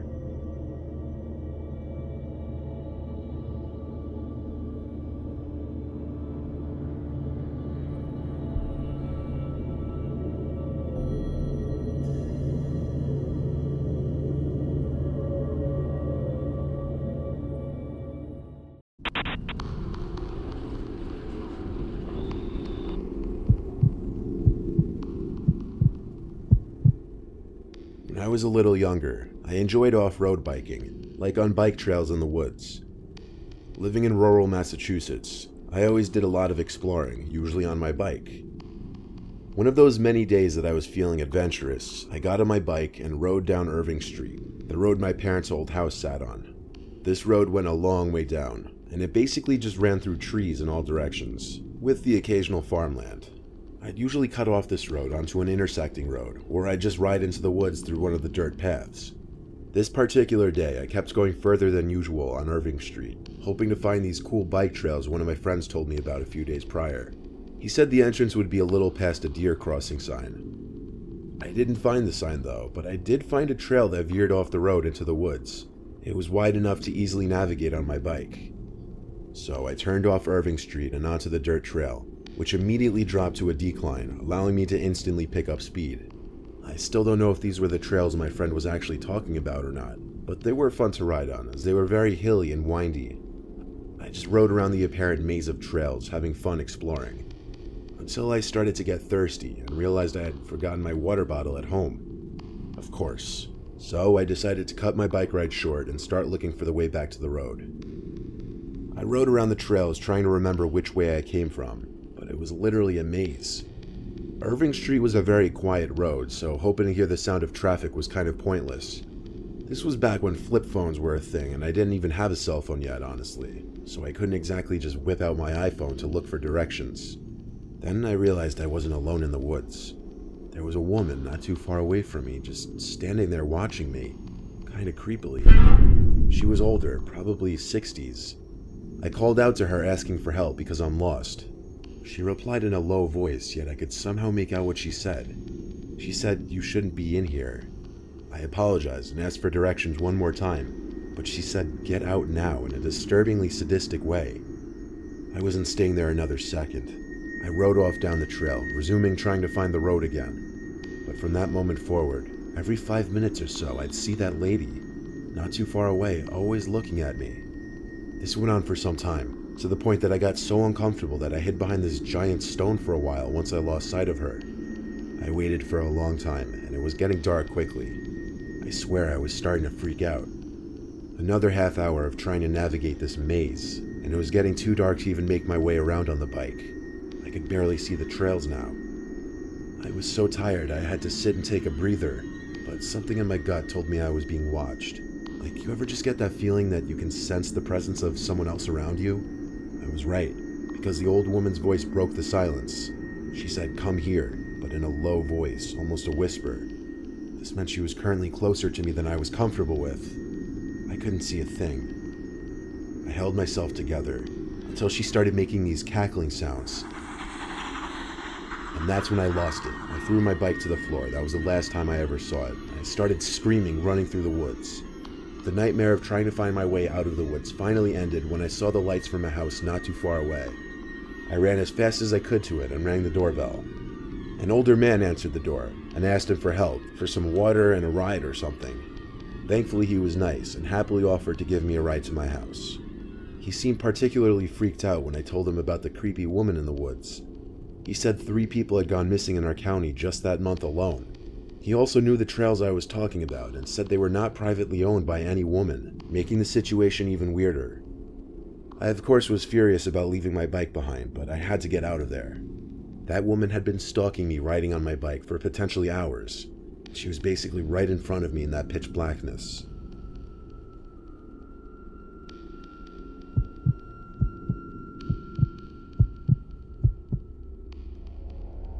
Browsing the app Letgo one day, I came across a listing for a free bike. It was a black Trek brand bike, which is a top bicycle brand. At the time, my bike was an old piece of crap Schwinn that I hadn't used in years, so obviously this listing caught my eye. I contacted the lister, asking for more details like if the bike was actually free and where and when would I be able to pick it up.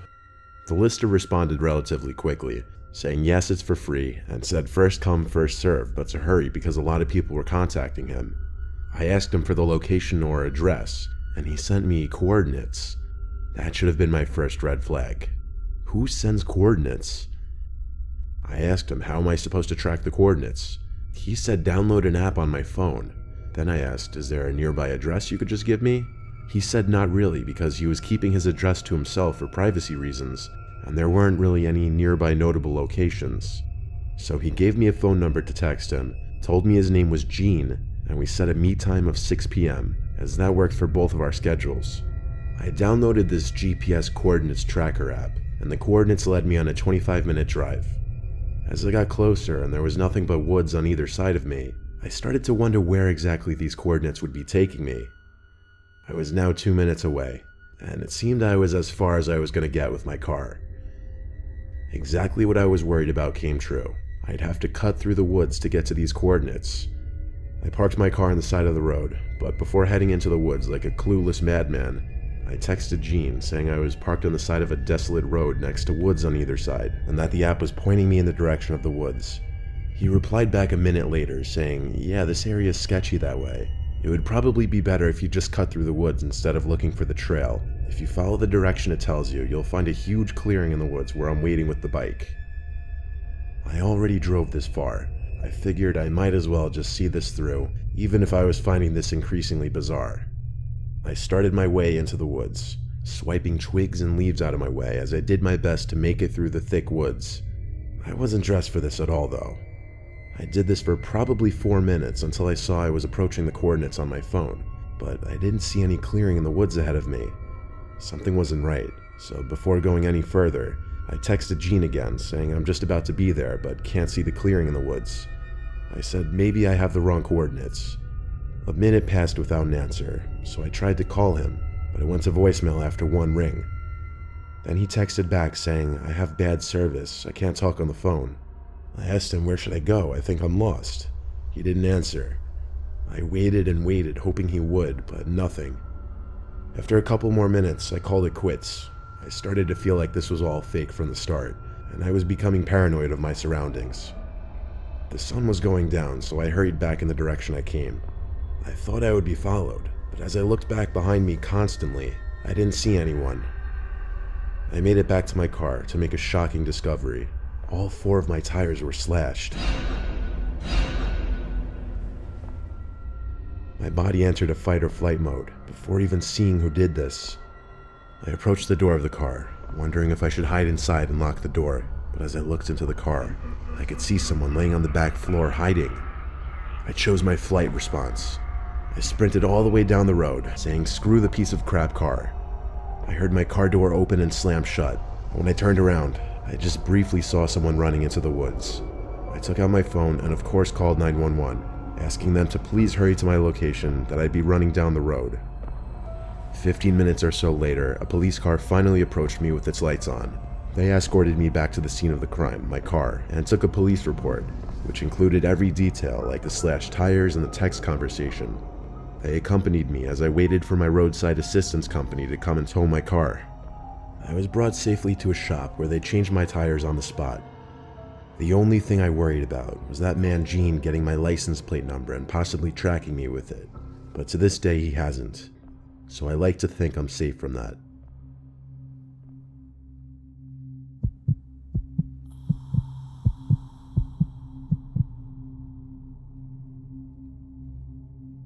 When I was a teenager, before my friends and I had our driver's licenses, our main means of transportation was our bikes. Our town isn't that big, and all of us live a short bike ride away conveniently. We'd often go for bike rides during the day just around the neighborhood for fun, but we really liked going for bike rides at night, especially in the town area on Main Street by the bars and hubbub. It was a Friday night, pretty late, probably approaching midnight. I biked to Main Street with my friends Jackson and Roddy. It was a 15-minute bike ride from us. There were still some people out walking around down the street. Of course, we were only like 15 or 16, so we weren't actually going into any bars, just riding around for the vibe. We hung out in one of the parking lots on the street that we'd often just chill at. At that hour, there weren't many cars left in the parking lot. It was quieting down for the night. Roddy was the one to notice when a car pulled into the lot with its lights off and kind of parked conspicuously, in a way that it was facing us. After a few minutes, Jackson pointed out that he was pretty sure the guy in the car looked like he was watching us, so we started to migrate our hangout elsewhere. We biked out the exit of the parking lot and back onto Main Street, and the car also left the parking lot shortly after us. We all knew just by a single glance at each other, and didn't even have to speak a single word to know to start pedaling fast down the road. The car trailed us, but not too close behind. The driver must have somehow thought we weren't aware of it. He still had his lights off, not to mention. I said let's get to my house, instead of just aimlessly biking around trying to lose him in the streets. My house was the closest. It took us only like 5 minutes to get there. Before the car could turn the corner onto my street, we hurried to my backyard gate and rushed inside before he could see. We entered my house through the back door. My dad was still awake, surprisingly, in the living room. He was watching a movie. We all asked him if he could check outside if the car was anywhere out there. He stepped outside for a second, then came back inside saying the coast was clear. He said we were smart to bike away as soon as we were suspicious. Anyway, my dad went to bed after his movie, and usually he wanted my friends out by that point, so Jackson and Roddy left on their bikes. I swear it wasn't even 20 minutes later that I got out of my bed after hearing something from the backyard. I went to my window and looked down to the backyard. I lifted my window up a little more, very quietly, just to better hear the sound. It was like this little clicking, rustling sound that would repeat every 4 seconds. I stuck my head out the window, and I saw the shed door was open, but that didn't answer what that clicking sound was. I went to my dad's room and woke him up. He came with me first to my room, where I showed him the shed door, and then made him listen for the sounds. But now the sounds had stopped. The two of us rushed downstairs to the back door, where we flicked on the backyard light. My dad yanked the back door open and stormed into the yard, yelling for whoever was out there to come out. I worried about him going in the shed alone, so I came with him.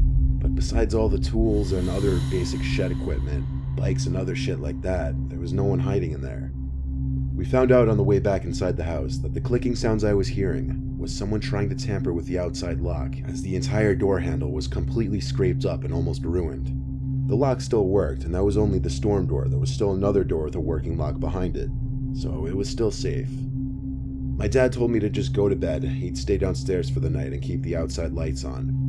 He said he had the police come the next morning before I woke up. I'm 99% sure it was that man who followed us in the car. I don't know for sure how or when he found out where I lived, and I'm not sure why he gave up on busting the lock. Anything I say would just be a guess.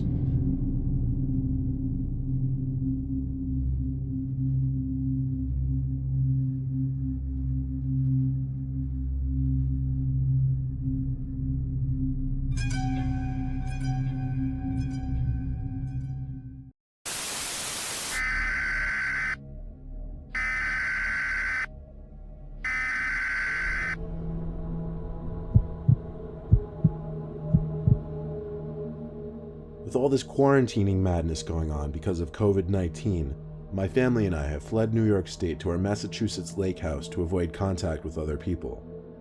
The lake, which I will not name for safety reasons, has a bunch of houses surrounding it, and in the summer months it's full of boats and people barbecuing and drinking. But right now, in late March when I'm writing this, it's kind of a ghost town here, and it's weird seeing it like this here. Anyway, I wouldn't be here writing this if something didn't go wrong, right? My younger brothers, who I'll call Steve and Glenn, were out on the deck overlooking the lake with me. We were setting up the table for a game of beer pong, which we invited our dad to play with us so the teams would be even. The sky had reached that point after sunset where most of the sky was dark, but there was still that hint of orange on the horizon. The lake was calm and quiet, not a single boat, and all the neighboring houses seemed to be vacant. We're truly the only ones around still. Our deck has a fire pit, so we lit that for extra light as well as heat because it was chilly. The four of us were playing a game of beer pong, when in the middle of it, Glenn grabbed his phone and lowered the music to his portable speaker. He and Steve turned around to look over the deck to the grass below. My dad and I went over to see what they were looking at. Glenn said he heard something below us, and he could see someone walk under the deck. The deck doesn't have a stairway leading down. You have to go inside and downstairs to get down there. So my dad and I went downstairs and out the back door under the deck. There was nobody there. My dad called out a bunch of times to confirm this, and we went back upstairs. The thing is, Steve swore by it as well that he also heard someone speaking from under the deck. Regardless, we cut the game of beer pong short and went inside, making sure to lock the door. My mom and dad were up in their loft bedroom, while I was in the living room playing PlayStation. That's when it started. Loud, aggressive bangs on the sliding door. Accompanied with the bangs was a man's shrieks and screams. Sounded like he was screaming for help. The curtain to the door was shut, so I couldn't see who it was, but apparently everyone in the house heard it, because my brothers and parents came rushing to the living room. My dad yanked the curtain open to find himself face to face with some red-in-the-face man banging his fist on the glass, begging to be let in. He was claiming he was hurt and needed help. My dad asked, "Where are you hurt?" He didn't answer that though. He just kept repeating, "Let me in, I'm hurt." My dad then yelled to get out of here before we'd call the cops. He yanked the blinds shut and told us all to shut and lock our windows if they were open. We all stayed in the living room together for a couple hours, just to be safe. We had a movie on in the background as we talked, but eventually, with no other uninvited visitors outside, we all split off into our respective rooms for the night. I was browsing YouTube videos in my bed when it happened. The crash of shattering glass so loud it made me jump out of my bed. My heart instantly started racing. I didn't know if I was the only one who heard it because I didn't hear my parents or brothers running out of their rooms. I picked up the phone and called my dad's cell. He picked up and whispered he heard it too, and to stay in my room and lock the door. I reminded him my door didn't have a lock. Of course, my room, while the biggest of my brothers, was the one room that didn't have a lock. He told me to hide in the closet and call my brothers while he called the cops. I heard footsteps outside my room in the living room area. I tiptoed to my closet and did my best to quietly open and close the door, but the damn hinges just had to squeak. I sat behind a big plastic bag and texted my brothers, who also heard the noise and each locked their doors. It was the most tense moment of my life in that closet. The bedroom door opened, and I could see through the strips in the closet door someone walk to my bed and sit at the edge of it. He then took off one of his shoes and started shaking it, as if to get something out of his shoe. He put his shoe back on, then his head actually turned to look at the closet door. I felt as though he was looking at me. There was just this silence for the longest time, until he finally spoke, saying, "I know you're in there. I'm sure your family already called the cops. I'm not sure what my next course of action should be." At that moment, I had to decide whether to stay in there or make a break for the door, and I chose the second option.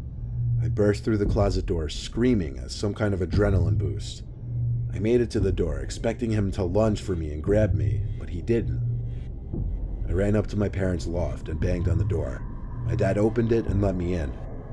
I waited with them until the cops entered through the freshly broken back door, then we left the room to meet them. The man who was sitting on my bed was no longer in the house. We checked every closet, under every bed, every little crevice of the house. The cops recommended we tape a bunch of garbage bags over the door and shut the curtain, and also that we stay awake for the night. My dad stayed in the living room the whole night, and first thing in the morning, he ran to Home Depot to buy a glass pane to fix the door. We're still actively quarantining in this house a week later. I'll send updates if the man returns.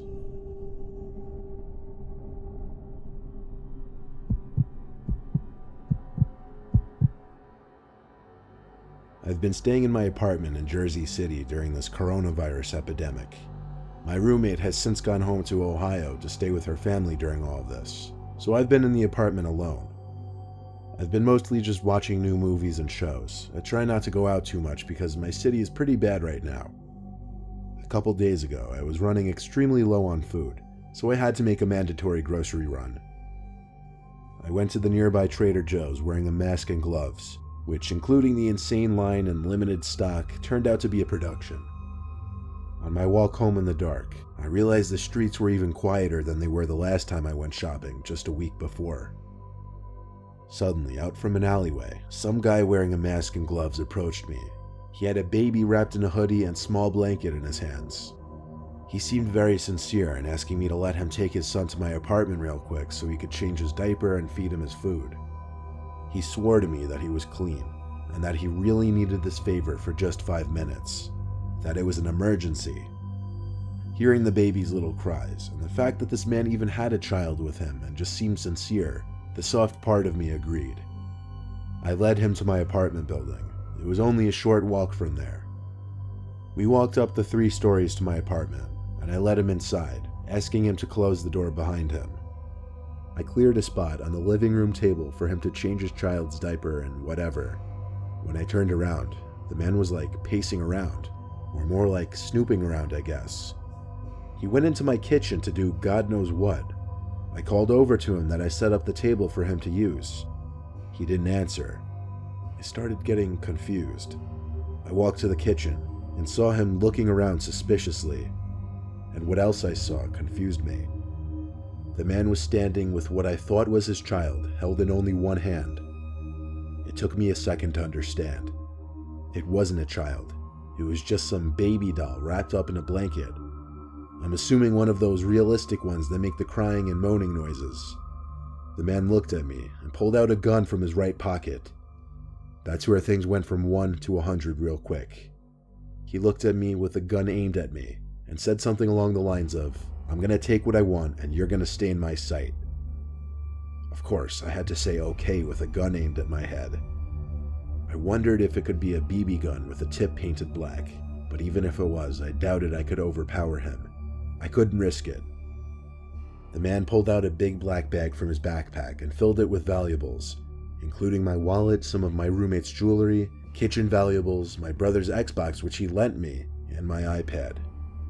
It was sickening to watch, but I was the most scared of him pulling the trigger of that gun. He filled his bag and threw the fake baby in it as well, then he left. I called the cops first thing. They came and helped me in contacting the building owner to see the CCTV footage from the halls. Of course, upon seeing the footage, it didn't help much. The man's face was covered by a mask, making it near impossible to even discover who he was. All I can do is urge everyone to be careful, not to trust anyone, and stay indoors until all of this is over.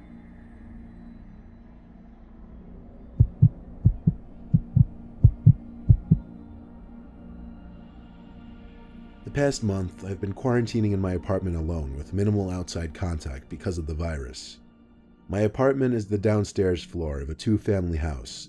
The upstairs occupant isn't the landlord, he's just another tenant. I'm actually decently acquainted with the guy. His name's Rico. To be honest, he's a bit odd though. Of course, I hadn't seen Rico because I've been quarantining. I do still have to wake up early in the morning though for work, which I report to on my laptop now. A week ago, Rico started making a lot of noise one night. Late night, actually. I was in bed. It was like past 12. I had to be up early. And all of a sudden, I just start hearing constant thumping noises coming from the upstairs level of the house. It sounded like Rico was stomping around in boots or something. I waited for it to hopefully end eventually, but it just kept going on and on and on. Over 20 minutes of the stomping. I was so frustrated that I got up to knock on his door outside. I knocked a few times loud enough for him to hear. He never answered. When I gave up and went back to my room though, thankfully the noise had stopped. I wasn't sure if he heard my knocks and stopped because of that or what, but I didn't care much. I fell into a deep sleep for some time, till I awoke in my dark bedroom. The clock read 2:30 something. I didn't know what exactly woke me up at first. Then I realized it must have been the fact that the room was cold. And I realized my window on the opposite side of the room was open about a foot. I knew for a fact I did not do that. I got up and quietly shut it, looking around my room paranoid. I checked under my bed and in the closet. No one there. It's not like anyone could fit through that opening in the window, but someone actually went out of their way to open that, and that terrified me. I did a scope of the place with all the lights on, and I could confirm there was nobody hiding inside, so I went back to bed with one eye open. Then the noises upstairs started again, thumping and stomping, couldn't take this anymore. It almost sounded like he was hitting the floor with a hammer or something. I went up to his door again and pounded on it, yelling his name as well. Once again, no answer. I went back inside and grabbed my phone and dug deep for Rico's number. I didn't have it saved. It was buried in my text conversations somewhere. When I found it, I called him. He didn't pick up the first time or the second, but on the third time, he picked up sounding confused and like he had just been woken up. I said in a rather annoyed tone that he needed to stop making the constant noises. He asked what I'm talking about, and I explained the thumping noises. Then he dropped the bomb and told me, "Jared, I'm not in my apartment. I went home to stay with my family a week ago. Call the cops." It suddenly made a lot more sense, and I realized the noises had stopped ever since I went back to the door. I hung up before saying another word and dialed 911, not wasting a second. As I was on the phone talking to the police operator, I heard it clicking at my bedroom window. Someone was outside trying to lift open the window, which I had just locked earlier. I screamed as I realized it, and then yelled at the operator to hurry with the police. She said they were on their way and asked me to describe the man, but I couldn't. It was too dark. He seemed to hear my conversation, I would guess, and walked away from the window. 4 police officers showed up. I led them to the upstairs apartment where the door was unlocked. I walked in behind the officers, and not much searching needed to be done. There was a man with long graying hair down to his shoulders who was sitting on the couch looking up at the ceiling, seemingly laughing. When the officers approached him to arrest him, the man focused in on me, still laughing. He started to point at me, and that's when I had to leave because I was too freaked out. I waited until the man was in one of the police cars before talking to the officers again. I locked Rico's door, and the cops just told me to keep a good eye on the place for the time being. Rico came back the following day to assess what was stolen. He has been staying upstairs since.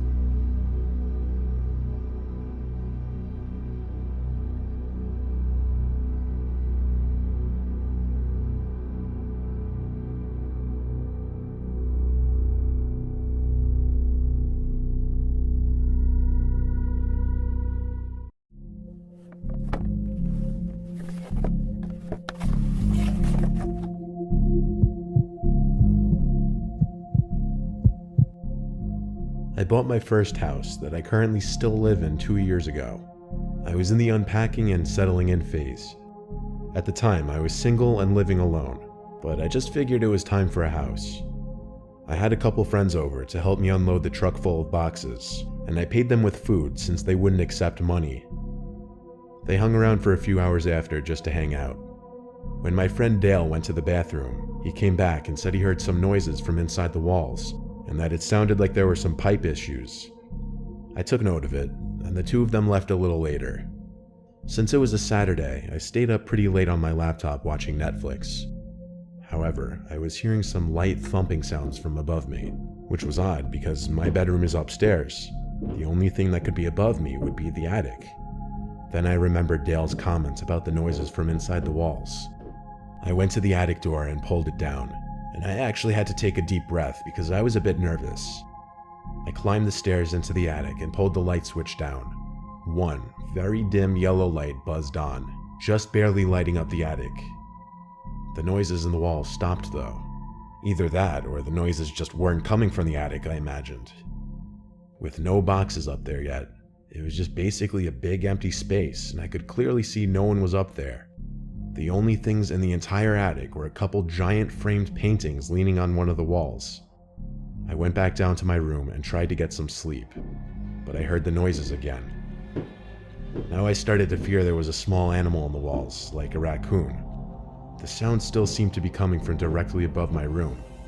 It had to be in the attic. So once more, I went up into the attic and looked to where I thought would be directly above my bedroom. The thing is, the attic didn't seem to extend the entire length of the house, so there's a wall covering where the section above my room should be. I walked over to the wall just to listen for potential noises, and I did hear noises from the other side of this wall. Then I looked at the two paintings leaning on the wall, how they were slightly angled. My heart started to race. I walked to the paintings and slightly angled one upwards off the wall, revealing a big hole in the wall. It took a few seconds for the reality to sink in. As I held the painting at an upright position, the painting was suddenly pushed out of my grip to fall flat on the floor. I nearly had a heart attack. Out from the hole came this sickly-looking girl. She seemed to be high on something. She was shaking, making weird noises, and she would start this creepy laughing. She grabbed onto me and dug her nails into my shoulders so hard I screamed, and I pushed her as hard as I could off of me. She fell backwards into the secret room, and I ran to the exit and shut the attic door behind me. I locked myself in my room as I called the police and reported that a crazy, dangerous person was in my attic. Cops arrived within 5 minutes. 3 cop cars ended up pulling up, and there were a total of 5 police officers in my house. 4 of them went into the attic, and I heard the struggle. The girl screamed like a creature, and it sounded like she was trying to attack the officers, which led to her getting tased. They finally managed to get her in cuffs and carry her out of the attic and outside to one of the cars. The girl had to be like anywhere from 25 to 35 years old, but like I said, she looked sickly. While the officers were still in the house, I went into the attic to examine the secret room. Inside was a pile of blankets, a dirty pillow, a lot of food wrappers, and human waste in one corner. It seemed as though this girl had been up there for a long time. It was truly a nightmare to discover this on my first night in my new house. The girl was taken to a nearby psychiatric center to get her the help she needed.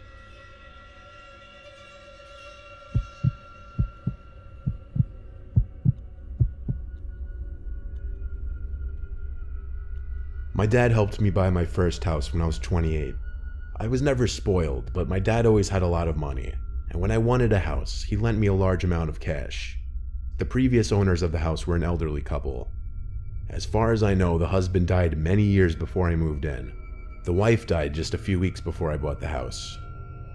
The son of the couple who sold me the house kept a lot of the furniture in the house for me, and he took only what he really needed or wanted, which made things easier for me, less furniture to buy. I did dump some of the more outdated stuff on the curb though, including this old rocking chair that was sitting in the living room. A lot of the furniture just had an older, creepy vibe that I didn't want in the house. The next day, I was cleaning out more junk in the upstairs section of the house for most of the day. A lot of it was heavy lifting, so I'd take breaks in between, and this ate up most of the day. I didn't really get an ounce of sleep the night before, as I have a mild form of insomnia which affects me certain nights. That second night, having moved into the house, I went out to get some Chinese for dinner because I had no energy to cook. When I got back, I was disturbed to find the front door was unlocked. Now, I truly don't remember if I had simply forgotten to lock it or not. I wanted to believe I forgot, but it just seemed so unlikely I'd forget to do that, especially with my brand new house. I started flicking on every light of every room on the main floor. The more light, the safer I'd feel. I then proceeded up the stairs to do the same there, in the common area and in all 3 bedrooms. There was also a basement to the house that I'd only been down inside once at that point. It was not a big basement like you would expect though. It was kind of just a small storage space where the washer and dryer happened to be.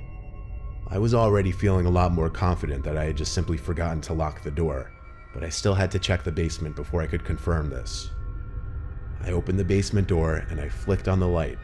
As I got halfway down the stairs, I saw an old rocking chair sitting in the middle of the basement. I didn't remember it being there the first time I saw the basement, and when I stood over it, I could swear it was the same rocking chair I had thrown away the night before. If not the same one, at least an identical one. I looked around the basement though, and there wasn't anyone down there, so I did calm down just a bit.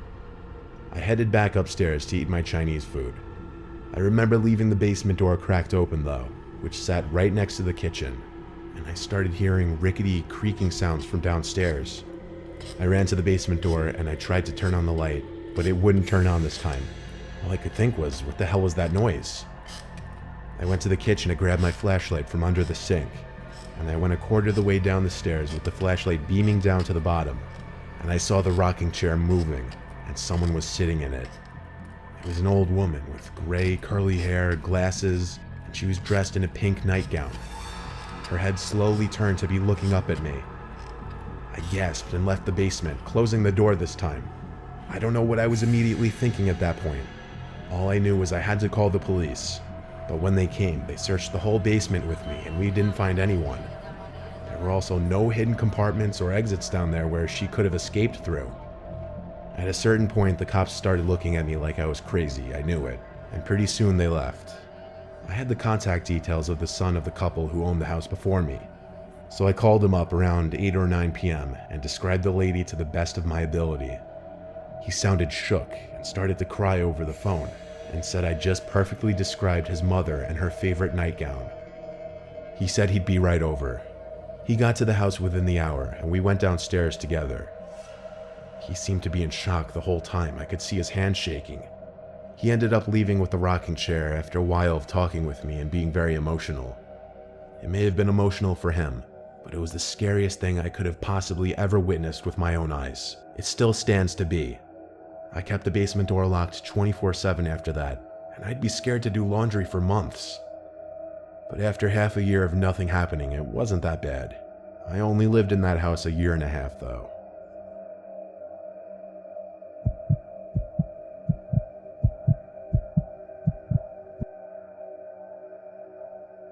When I was 12 years old, my family moved to a new house in the countryside of Louisiana, located near a small village. We'd always lived in rural areas, definitely grew up unfamiliar to the city lifestyle or anything even remotely close to that. The property was 3 acres and very private. On the second night at that house, our dog Parker, who would sleep in my room, started barking and growling in the middle of the night. When he saw that I sat up in my bed, his tail started wagging, but he'd continue to bark and growl. I couldn't tell what he was looking at though, he was just looking towards the corner of the room. I checked the closet and nothing, so I told Parker to shut up and he did. But I did keep hearing him lift his head off his bed every once in a while, reacting to something. The next day, an older man came and knocked on the front door. My dad answered while I was in the living room watching cartoons. I heard the whole interaction. The old man introduced himself as Gene, the next door neighbor. My dad told me to come over and introduce myself, so I did. Gene seemed very kooky and aloof. Even my 12-year-old self could realize that, but he seemed nice, I guess. The next day I was in the backyard playing Pokemon on my Game Boy. My dad was in the front of the house mowing. The rest of my family wasn't home. Oddly enough, over walks Gene wearing a farmer's hat and overalls, talking to me in his thick southern accent, asking what I was up to. He actually sat down at the table with me, which made me uncomfortable, especially considering he just walked into our backyard. Albeit there was no fence separating the front and backyard, but still. I told him I was playing Pokemon, and he knew what it was, immediately making Pikachu noises trying to be funny, but it was just unsettling. I started to realize there really was something off about this guy. My dad came to the backyard with a lawnmower, then turned it off when he saw Gene sitting next to me. He approached us and said hello with a smile, but I could tell based on my dad's face and tone that he was slightly confused what he was doing in our backyard. He never asked him that, but my dad told me I needed to go inside and wash the dishes. I knew he was trying to get me away from him. A few minutes later, my dad came in and asked me if Gene just walked into our yard, and I said yeah. That's when he told me he didn't want me around that guy anymore, and to let him know if I saw him again. It wasn't until a few nights later that I woke up to Parker growling and barking again. This time he was looking at the window. I got up to open the window just to hear if something was going on out there. Quickly after opening the window, without seeing anybody out there, I heard Gene imitating Pikachu noises again, in his creepy old man's voice. I ran out of my room screaming "Dad" repeatedly. When I told my dad Gene was outside my window, he stormed outside to check. But when he couldn't find him on the property, he went to Gene's house next door. But here's the twist. That Gene guy didn't live next door. An older woman answered the door and had no idea who he was. So my dad went to every single neighboring house, and nobody had ever heard of a Gene. My dad called the police to report the man. Police said they would be on the lookout for him, and it even made the news. We never again saw or heard from Gene, or whatever his real name was.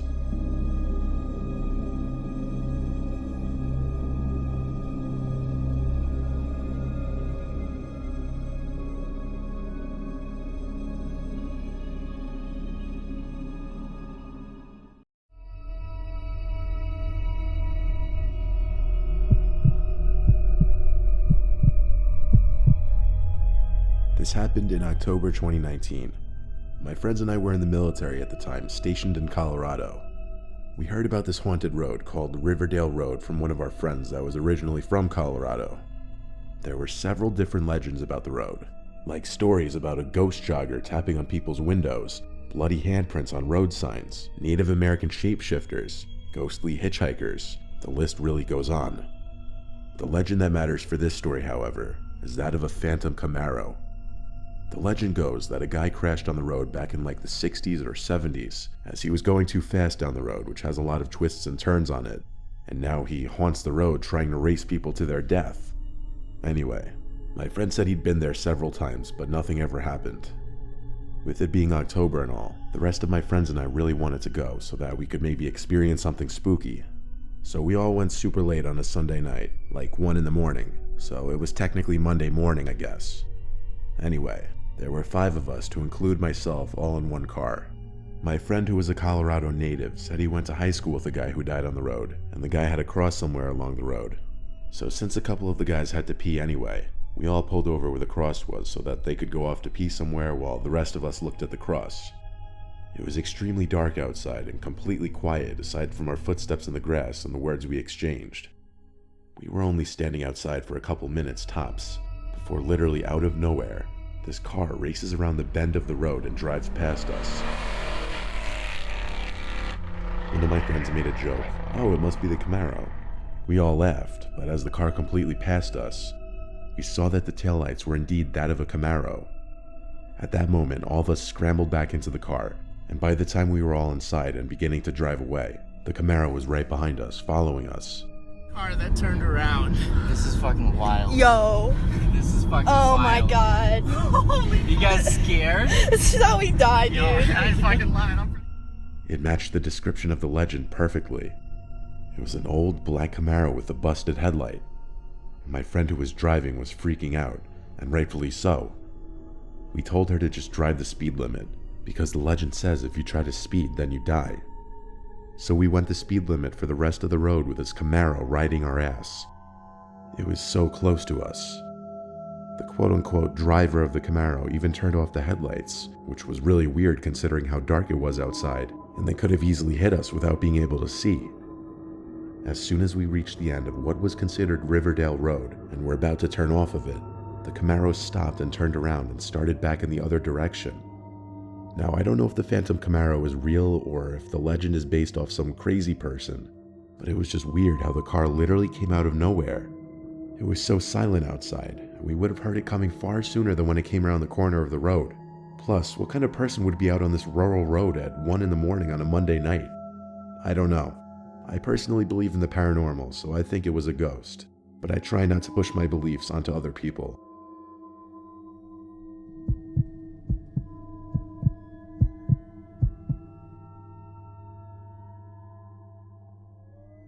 My name is Ben. This happened back in 2007 up in the high desert in California. Around this time, Highway 138 was under long-term construction. I lived in a town called Felon, where everything was spread so far apart it would take 15 to 20 minutes just to get to the nearest gas station or food joint. I went to high school up there, and was a senior with a longtime girlfriend. She lived in Wrightwood, which was a long drive from my house that meant crossing 2 highways. My mother would work long, tiring shifts and would sleep when she got home, so asking her was out. Instead, I would hitch a ride on my girlfriend's bus to her house after school, usually on Fridays since no school the next day. Getting home was the issue though, as it was 15 miles between our houses and I would be walking. I had done the walk so many times I learned secret pathways down the mountain through the desert that would cut my walk by an hour, though it usually meant being in the middle of nowhere. But the scariest thing to happen to me wasn't necessarily in the lonely desert, but in the street. I was dumb and lazy and would sometimes hitchhike. I usually got picked up by parents of schoolmates who recognized me or something, but not often.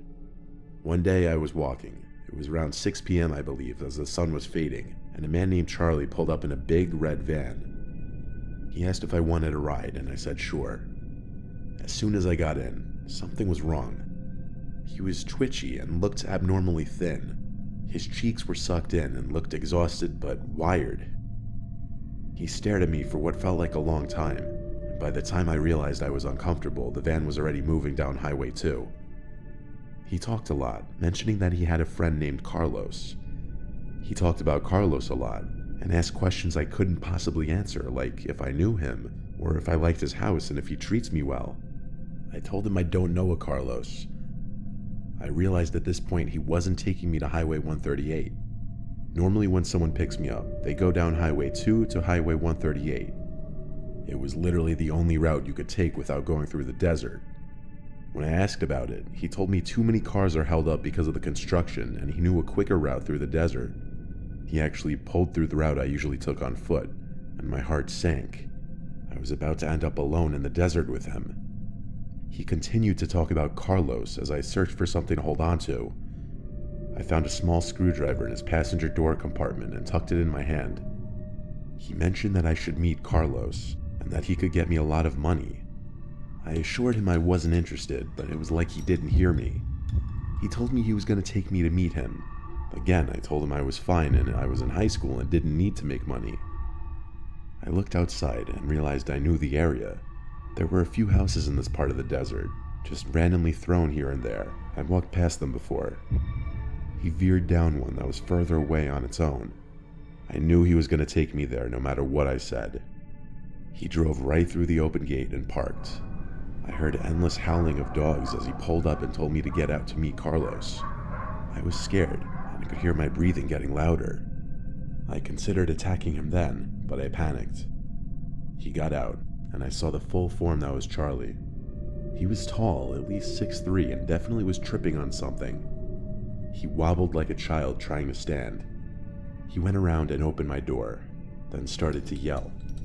The house was a 2-story house, built well. For a desert house, it was clean and crisp, not the scary, rundown places you'd imagine.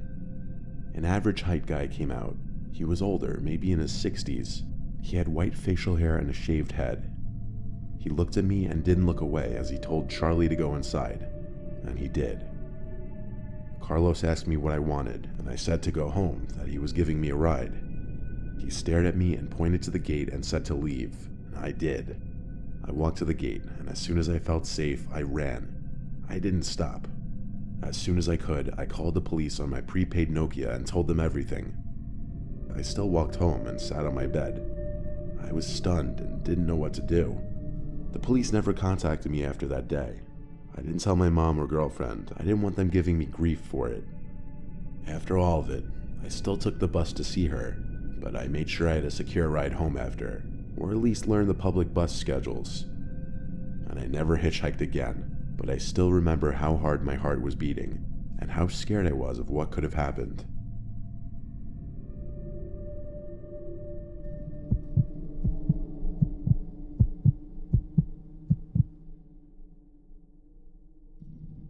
When I was 12, I had what I believe was the last sleepover of my life. It was at my friend Nick's grandma's house. She had a very old-fashioned house that, looking back at now, kind of gives me the creeps thinking about. I had been over to it a couple times, but never slept over. His grandma had a spare bedroom with 2 twin beds, which is why it seemed perfect for a sleepover. There was also this park connected to the backyard where we played hide and seek during the day. As it got darker out, his grandma called us back inside for dinner. She made linguine and clam sauce. We begged her to let us go back outside after eating to play flashlight tag in the dark. She eventually allowed it. Since her backyard basically connects to the park, with the only barrier being a bunch of trees and no fence, the game area ranged from the backyard to a certain point in the park, past the trees. We started the game with it being my turn as the seeker. Basically, I just had to find Nick and aim my flashlight at him, and that would be considered catching him. I counted down from 30 to give him time to hide. Then I left his grandma's house through the back door to begin looking. I checked some of the obvious immediate hiding spots, like under the tables, behind the chairs, by the shed. It seemed the backyard was clear so far. I heard cracks coming from the direction of the trees in the front of the park. I shined my light over into the woods, revealing someone tall, covered from head to toe in what appeared to be a giant sheet. As my light lit up the figure, they turned to face me. I could tell because I could see 2 eye holes and a small mouth hole. What in the world was I looking at? I called out Nick's name, asking if that was him, though I didn't have any idea where he could have gotten that sheet all of a sudden. I didn't have too much time to wonder about that though, because Nick came out of the trees yelling at me to run inside the house. Whoever was under that sheet wasn't Nick. We rushed to tell his grandma, whose response was to lock all the doors. She comforted us, telling us we're safe inside. However, later that night, when the two of us were in the spare bedroom downstairs, both in our respective beds, laying awake at like midnight just talking, we heard a couple thumps coming from upstairs. We looked at each other and wondered if that could be his grandma, whose bedroom was upstairs after all. We figured that's what it probably was, forgot about it, and eventually fell asleep. The next morning, Nick's grandma knocked on the guest bedroom door and came in. It was like 8 in the morning, and she was asking us which of us opened the window in the other spare bedroom upstairs and let all the cold air in. We said neither of us, but she didn't believe us. So she had us follow her up to the bedroom. She seemed quite angry.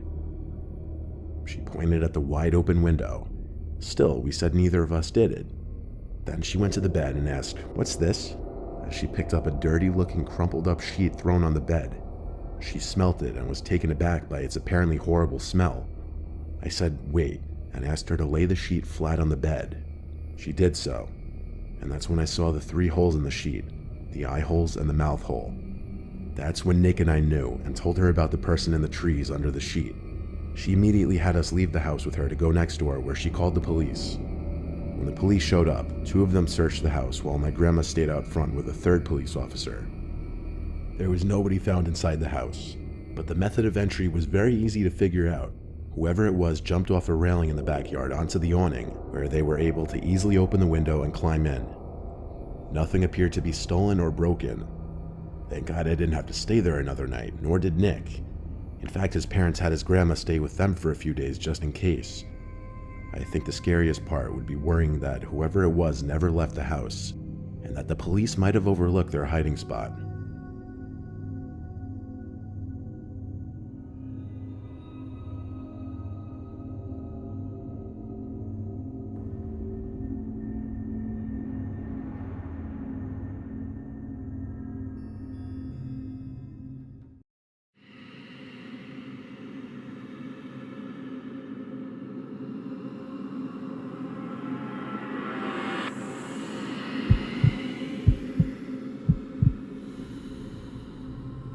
I'm 24 years old, still living with my mom and dad, along with my 2 younger siblings.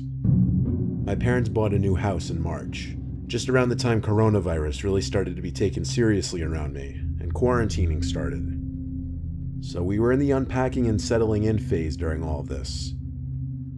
My room is actually in the basement, which I don't mind. It's furthest away from my parents' room. It's technically just an extra room in the house, not really meant to be a bedroom, but we made it one. Plus, my parents figure I'm going to be moving out soon, so why give me one of the better rooms in the house? The basement in this house is huge. It's really cool, and I get to feel like it's kind of my own basement in a way because of my room. But right off the bat moving here, weird things would happen. Inside my room, mostly at night, I'd hear strange sounds inside the walls. I knocked on the wall and it seemed to be hollow. There's a vent in the room. I thought maybe there was an animal in the vents. I used my iPhone flashlight to get a look inside, but I couldn't really see anything. Whatever, house noises, I figured. If it persisted, I would tell my dad to look into it. I set up my Xbox on the basement TV. In fact, I usually just chill in the basement instead of my room. I used the 50-inch TV my dad set up down there. One night on the first week in the house, I was playing Warzone on my Xbox when I heard this distinct sound come from the side of the basement where my room was. It was muffled by a wall, which led me to believe it came from my room. I went to quickly check inside my room, and it was empty. I hurried back to my game so that I wouldn't die, but to best describe the noise I heard, it sounded like a heavy glass object being placed on a table or something. I figured it probably came from upstairs.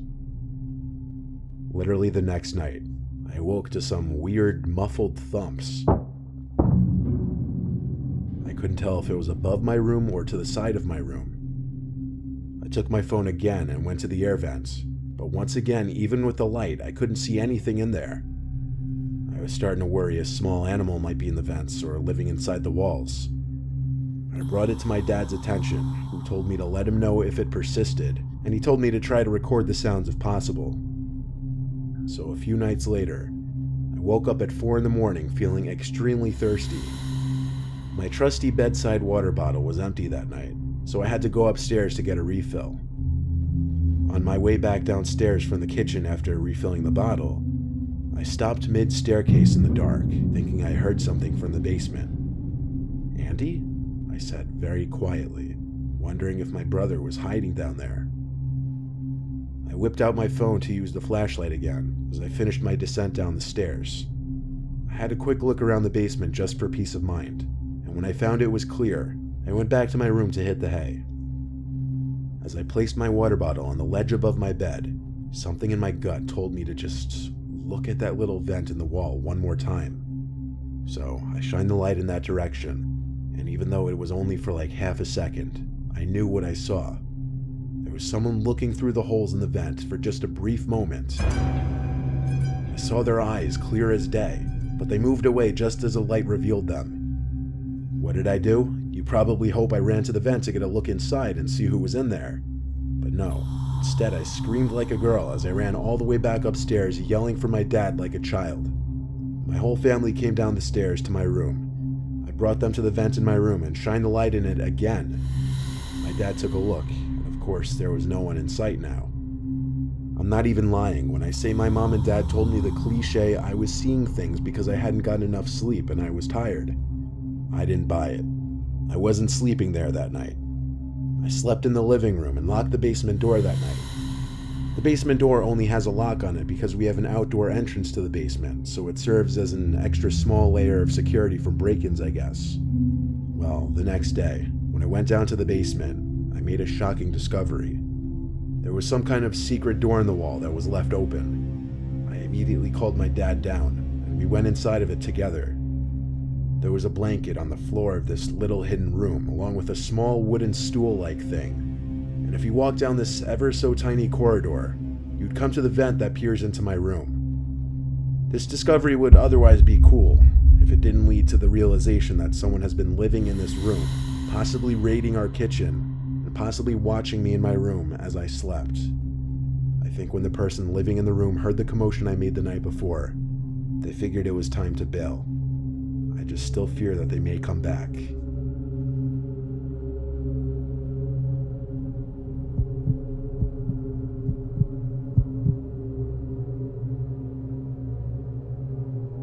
It's April 2020 as I write this, stuck in quarantine.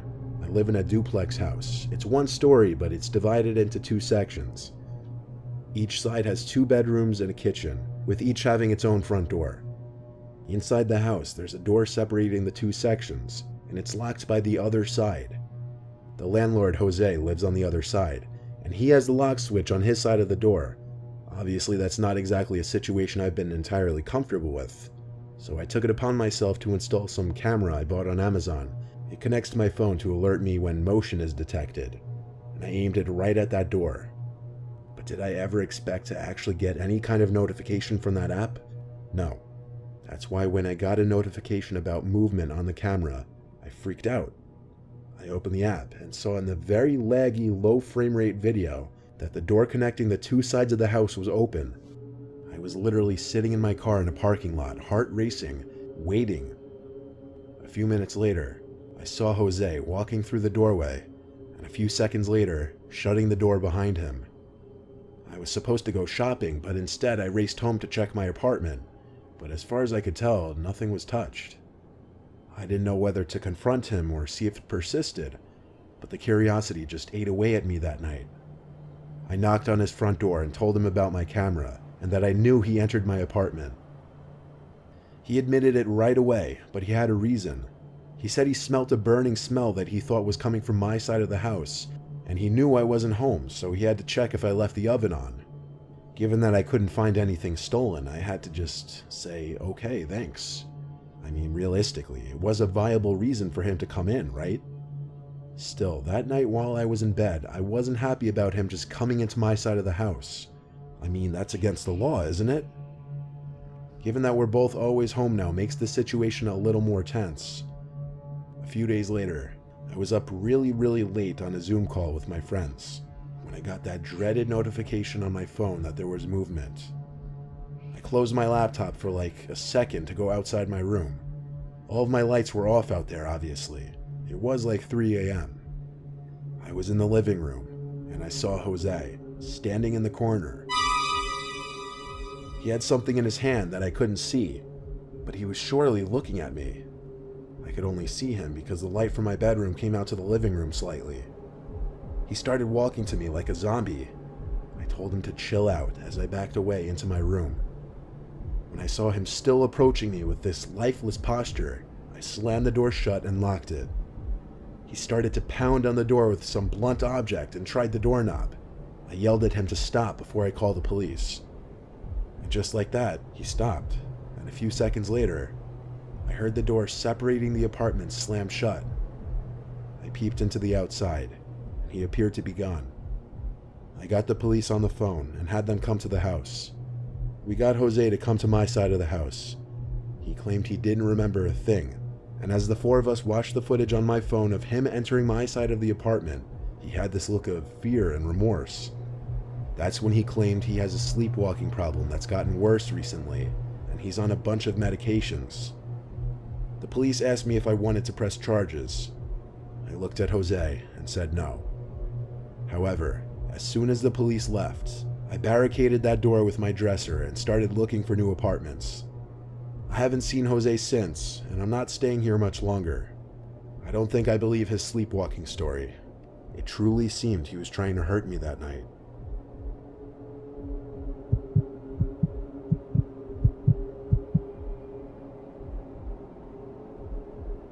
Quarantining and social distancing has had my friends and I going crazy, so to spice things up, we wanted to explore the abandoned farmhouse down the road. It was my friends Luke, Kyle, and I. Luke drove us. It was only a 10-minute drive. We pulled up this hilly road onto this enclosed property where this once-occupied farm sits. Most people in the area have passed by this place at least once and are aware of its abandonment. Breaking in was easy. We just broke a window on the ground level and hopped in through there. The place was so old we saw dust particles floating everywhere in the light beams from our flashlights. The most noteworthy things we noticed were the lack of furniture and extremely creaky floors. Even though the place was known to be abandoned, we still expected at least some things left behind. However, it seemed people had already looted the place out. The three of us branched off a bit to different sections of the house to explore, and within a minute, Kyle came tiptoeing back to us and whispered that he heard someone or something in another room. I whispered where, and he pointed. He refused to go over there, while Luke and I just quietly laughed, thinking he was either being a pussy or trying to freak us out. Not gonna lie, given the setting, that dark, quiet old farmhouse surrounded by woods in the dead of night, his claims did give me goosebumps. Luke and I still proceeded quietly to the room that he was pointing at. It was impossible not to make at least a little creaking on those terrible rotting wood floorboards. Then we discovered that the little room contained a two-way staircase, one going upstairs, another going to the basement.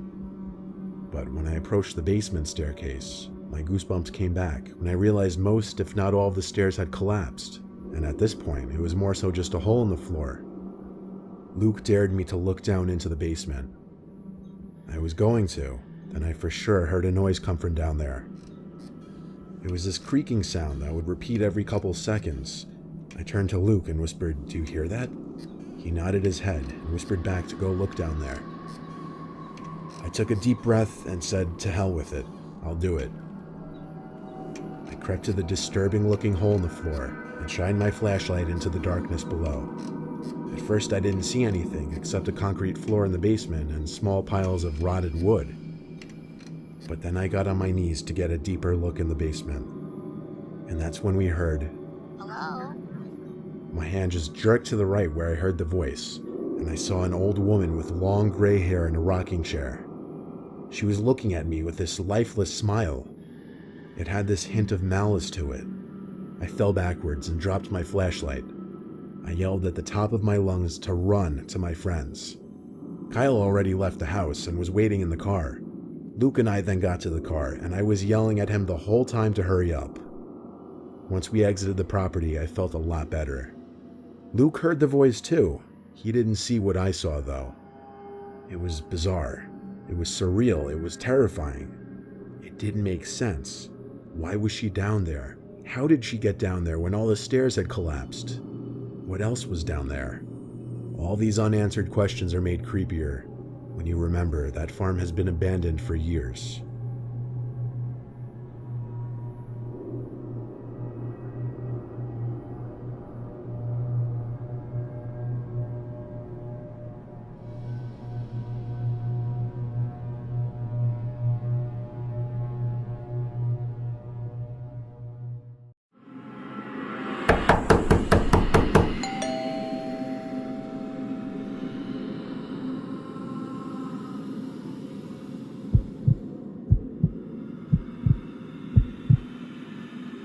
One questionable activity my old friends and I would partake in when we were young was Ding Dong Ditch, where you run up to someone's door, knock or ring the bell, then run away or hide. We'd do it from time to time when we were feeling mischievous or bored.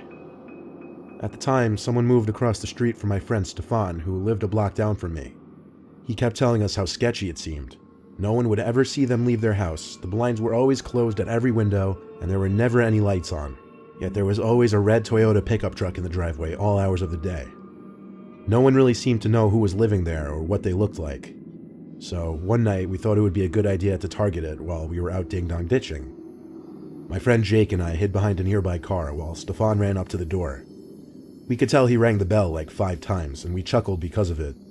He finally ran for cover in a bush separating that property from the neighboring property. We waited for the door to open, but alas, it never did.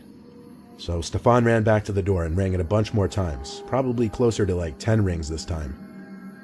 As he ran for his same hiding spot, I noticed the curtains to one of the front windows move a little bit. I didn't see anyone's face, but that confirmed someone was inside the house. The door never opened, but Jake and I were afraid to yell over to him not to do it again. Stefan never looked over at us, so he never even gave us a chance to wave at him to stop there. He waited half a minute before going back to the door. But I swear before he could even ring the bell, the door pulled open, and all Jake and I saw was someone's arm reach out from the house to grab Stefan. He screamed a high-pitched scream like a girl. Jake and I looked at each other with horrified looks on our faces. Stefan managed to break free from the grip, and continued screaming as he ran past us across the street to his house. The front door to the house slammed shut. No one came out chasing after us.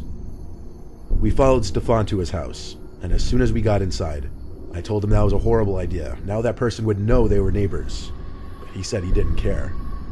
He told his parents about it, who at first were mad at us, but sounded a bit concerned after some explaining about the aggressive way the man inside the house tried pulling him in. Still, neither of his parents wanted to go knock on the door, considering we were ding-dong ditching after all.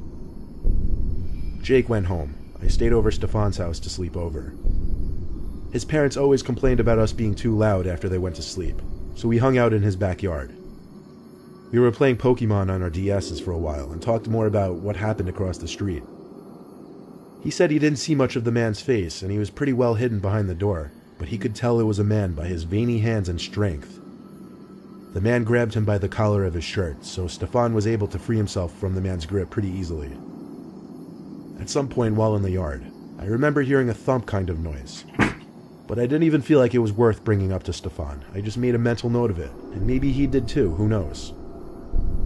Eventually it got too chilly to sit outside anymore, and we were getting a little tired, so we went back inside. We noticed it was a lot chillier on the first floor than it had been before we went outside. Stefan realized why fairly quickly. The sliding dining room window was open all the way, and a breeze of cold air was pouring in, but his parents definitely didn't open that. Something wasn't right. There was the sound of a footstep or something falling on the carpeted floor above us, in Stefan's room. It set him off screaming for his parents. The house has a very open layout, so of course they heard him and came rushing out of their room, confused and worried as hell. We pointed at the open window, then said someone's in his room upstairs. His dad ran downstairs to grab the biggest kitchen knife they had and ran back upstairs as we all waited in fear for something to happen upstairs. His mom hugged us and tried to comfort us while she called the police. Stefan's dad started to scream. Not like a scared scream or a scream out of pain, but more so an angry scream. We waited downstairs until the cops showed up, and they went up to Stefan's room. What actually happened is so disturbing. As anyone could guess, the break-in point was the window. Stefan's dad checked his son's room and heard something in the closet. Upon opening it, someone tried to lunge at him, but he immediately got one good stab in the person. What we found out minutes later was that it was the neighbor from across the street. How we knew was because Stefan instantly recognized the white sleeves he was wearing and the scabs on his hand. The man was as scary looking as we imagined. Stefan's family got a restraining order against the man and refused to live across the street from him any longer. They moved within a few months to a house in the same town.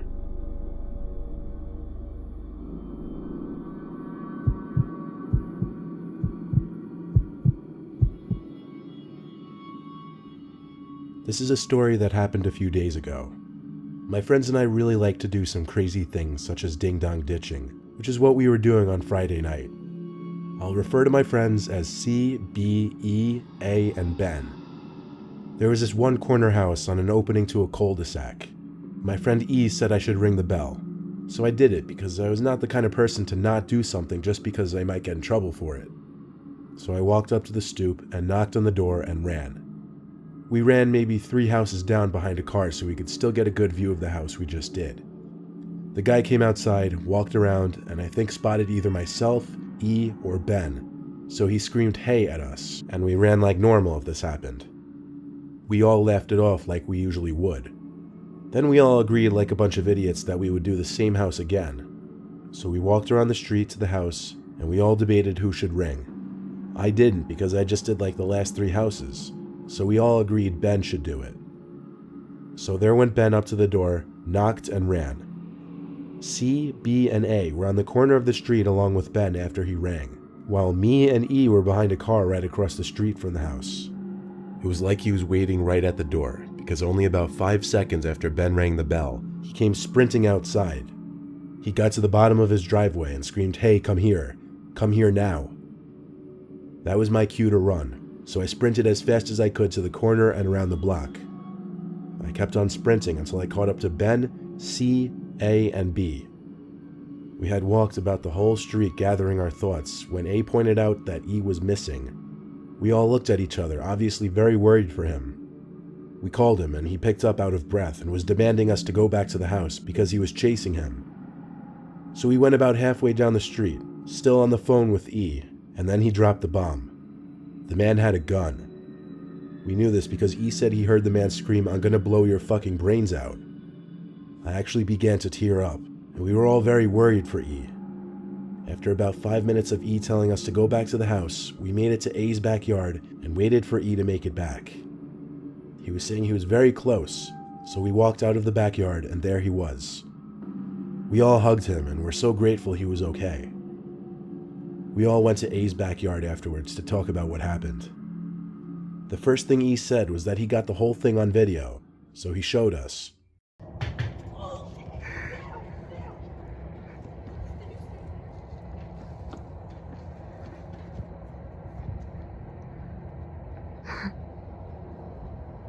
Hey, come here now! Come here now! Come here!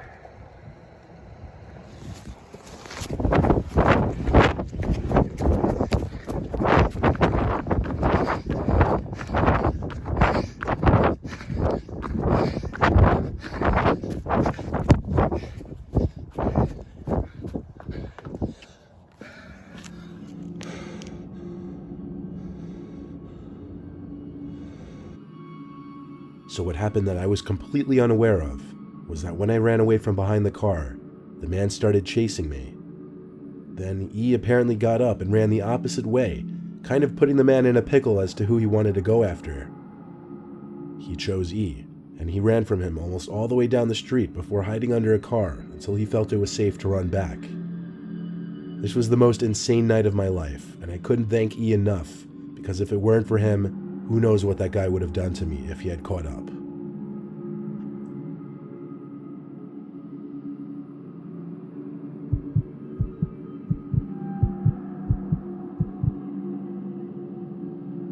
I was a very sheltered child, and I didn't really start going out until college, really. High school, I kind of never really went out much, so when the opportunity to do something slightly rebellious came about, I would jump on it. My cousin Rob, who was infinitely cooler than me, would hang out with me in my days before college. He'd always be down to go out and get into trouble. There was this one time he called me and told me to meet him at his house. We'd be going ding-dong ditching. I brought along my flashlight just because it was dark and there weren't many streetlights in my old neighborhood. He also brought along 2 walkie-talkies and handed me one. Houses were also a little further between than your typical suburb. Rob led the way down the road, yelling things, hitting stop signs with his hands. He always had a lot more energy than me. We veered off the street and cut through some trees onto someone's property. There was nothing but a single walkway lamp on. No lights on inside or outside the house. Rob told me to run around back and wait for his signal to ring the backyard bell. He was trying to make the homeowner run back and forth, not knowing where to go. We tested the walkie-talkies and they were all good. I waited in the backyard of this property. It was extremely dark and quiet back there. To be honest, I was really scared. Rob gave the go-ahead to ring right after he rang the bell a bunch of times. I rang it twice, then ran for cover behind a bush. I waited in that bush and walkie-talkied Rob, seeing if anyone had come out front. Negative. I told him it was looking the same in the back. After a minute, he told me to go to the back door. I looked into the huge back window to see if I could see inside. There was this tall-looking piece of furniture right in front of the window, and there was this red flashing light in one corner of the room. That was about all I could see. Rob rang the bell a bunch of times again. I heard it from where I was crouching. It was my turn. I rang the bell a couple times, which, yes, had a different sound, so you could distinguish the two. I ran back to my bush and waited again. Rob said over the walkie-talkie that nothing was happening. It was the same on my end. Why wasn't anyone answering? But I did think I could see something moving from inside the window, though. Something small. I told Rob over the walkie-talkie. He said I should just check it out with my flashlight. So, trying to be cool, I did. I flicked on the light as I got closer to the back window, and when the light shone through the window, it revealed that tall object on the other side of the window wasn't a piece of furniture. It was some creepy-looking smiling man, and the thing I saw moving was his waving hand. He walked away from the window at an unsettlingly quick speed and arrived at the back door. He opened it and started approaching me with this horrific speed-walking kind of pace, as he was asking me to come inside. I dropped the walkie-talkie and screamed and ran for Rob. He met me in the front of the house, and we saw the man from the back quickly approaching the two of us in the same speed-walking pace. What made it even worse was he didn't say anything else. We ran back to Rob's house, whose parents were already asleep. We were catching our breath in his basement when the beep of the walkie-talkie went off. There was a breathing from the other walkie-talkie, then an old man's voice whispering, "Where are you kids? I'm not gonna hurt you, I just want to give you your walkie-talkie." The fact that the frequency was reaching us in a basement meant he was close. That was the scariest part. We turned off the walkie-talkie out of fear and turned off all the lights. In case you're thinking this was some sweet, innocent man trying to be nice, there's no chance. He was literally chasing us, and he had this look about him that screamed child predator. We were young, but we were definitely smart enough to realize he may have been after us because of our age. We never told our parents, though, because they would have grounded us just for going out ding-dong ditching. It was just a disturbing memory we'd have to deal with. We were lucky we got away okay, though.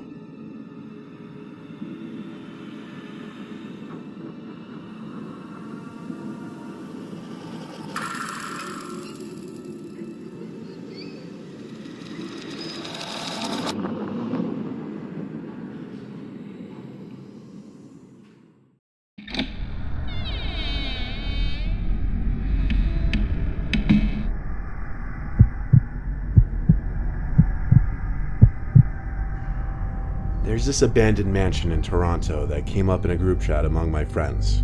We saw pictures of it through a mutual friend who had recently gone to explore there. It looked immaculate based on the pictures, and we were intrigued to go check it out. It was 10 miles north from us, so the drive wasn't bad. The mansion sat on a big open grass plain, with pine trees and other foliage surrounding the perimeter of the property, acting as a natural fence or just a wall of privacy from the outside. My friends, who I'll call Chad and Brad for this story, followed close behind me as I led the way up the large gravel driveway towards the front of the unfinished house. By the looks of it, construction on the structure had been abandoned when it was near completion, as the outside foundation seemed to be finished. Our mutual friend who found out about the place had told us that he hopped through a back window that was left unlocked, so that's what we looked for. The unlocked window turned out to be in the kitchen, right over the counter, so one at a time we squeezed through the window, crawling onto the counter and then down to the ground.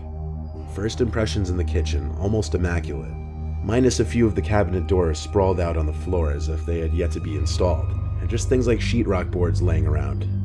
But everything seemed new, and it was a shame the construction was abandoned. The three of us kind of went our own directions in the house. I went towards the living room, which again was almost pristine. It was a huge room that transitioned into the dining room, and then from there, a wide hallway with at least 10 different doors. My friends were already checking out some of the rooms in this hallway. I peeped into each room and realized most of them were bedrooms. At the end of the hall was a 3-door garage. The last door in the hall before the garage was the basement. I called to Brad and Chad that I was checking out the basement. I got an acknowledgement from at least one of them. The basement had this bizarre spiral staircase, so when I got to the bottom, I couldn't even see the door at the top. There were no windows down there, so besides my flashlight, it was pitch black. It was a completely unfinished basement, pieces of drywall everywhere, unfinished wood foundation where walls should be, but the basement was huge. Like there were multiple sections down there. It was big enough to fit a basketball court and more.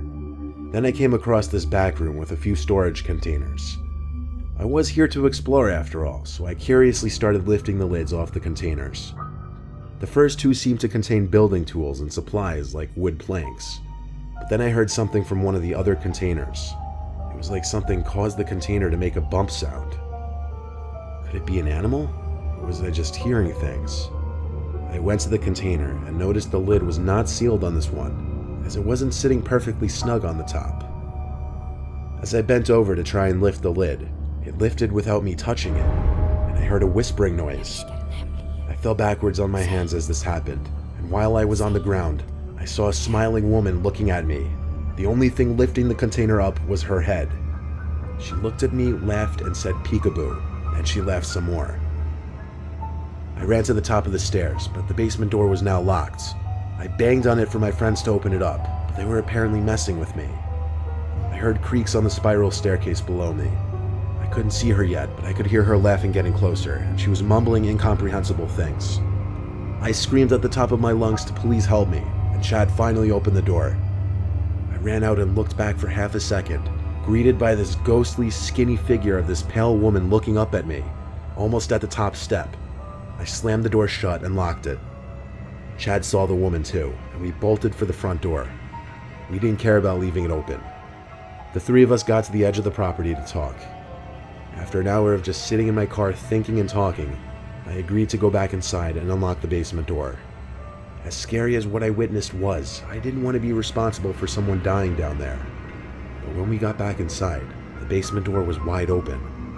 I promise you we locked that door, so it made no sense. We once again bolted back outside towards the car and drove home, to never return to that mansion again.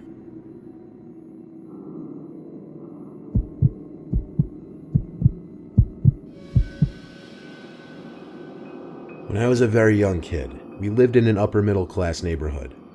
Lots of space between each house. All the houses on our street were very nice, but there was one abnormally large house. It was closer to a mansion. It sat right across the street from us, and my bedroom window could look across to the windows of the mansion. Since our street was incredibly low traffic, our parents let us play soccer in the street. So my 2 friends, Brian and Zeke, were playing soccer one sunny day. It was usually just the 3 of us, so we had this kind of free-for-all version of soccer that we made up. Eventually the ball was kicked onto the property of the mansion, so I ran over to get it. When I picked up the ball, I looked at all the windows to see if the house owner was possibly witnessing me on his property. But at one of the top windows was a young boy who looked to be about our age. I hurried off the property and back to my friends. I asked them if they had ever seen the kid who lives in that mansion, and they hadn't. The second time I looked back at the window, the boy was no longer there. It wasn't for a while after that, probably a month, that I was in my room playing Nintendo, and for whatever reason I got up to get something, and I looked out my window across to the mansion, and I saw that boy at the window again. He was surely looking at me, all the way from across the street. It kind of creeped me out. I walked away from the window to ignore it. Why hadn't I ever seen that kid outside before? Come to think of it, why hadn't I ever really seen the owners of that house? I asked my parents about the boy across the street. They said they were pretty sure there was no boy in that house. So the next time Brian, Zeke, and I were playing in the street, we were thinking of potential fourth players to have a real game. I had an idea. I ran to the front door of that mansion and rang the bell. A 50-something-year-old woman answered. I asked if her son wanted to play soccer with us. She looked at me puzzled and said, "What son?" I replied, "The boy who was always at the upstairs window." I can't describe the look on her face besides shock and fear. She asked me what the boy looked like, and after my best description, a tear rolled down her cheek and she put her hands over her mouth. She brought me upstairs to the room where I kept seeing the boy. It was a boy's bedroom. She showed me a picture of a kid and asked me if this was the boy I was seeing, and I said yes. She told me that was her 8-year-old son Charlie, who died 10 years ago. That woman living there had been alone ever since she lost her son and husband. She believed what I said because I nor my parents would have ever had any way of knowing about her son. She didn't tell me or my parents what happened to her husband or son. As sad as this all was, it was still horrifying. There was one other time I saw the boy. I was in my room, months later, and I looked out my window to the woman's mansion across the street. There he was again, at the upstairs window. I could tell he was looking at me. I shut my blind with force and tried to forget about it. It still sends shivers up my spine when I think back on it.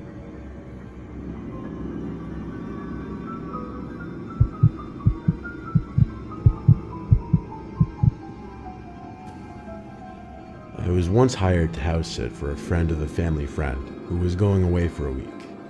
In this case, I should call it mansion sit because the family was absolutely loaded and the mansion sat on the rich side of town in front of a huge lake.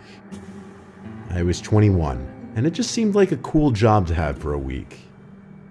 The family's one rule was to throw no parties and no more than 2 guests at any time, which even that I thought was generous of them. The father's name was Benjamin, and that's the only name you'll need to know. Ben left me a list of things to keep track of every night, which included feeding the 2 cats and 2 parrots, watering the plants, among other things that really won't contribute to the story. The house was a half hour from home, so instead of just driving there and back every day, I opted to just sleep in one of the guest bedrooms, which they offered to me after all. The first day there, I got there very late, so it was a short one that got me kind of warmed up for what to expect the week ahead of me. After doing the insignificant amount of morning chores, I hopped in the pool they had in the backyard.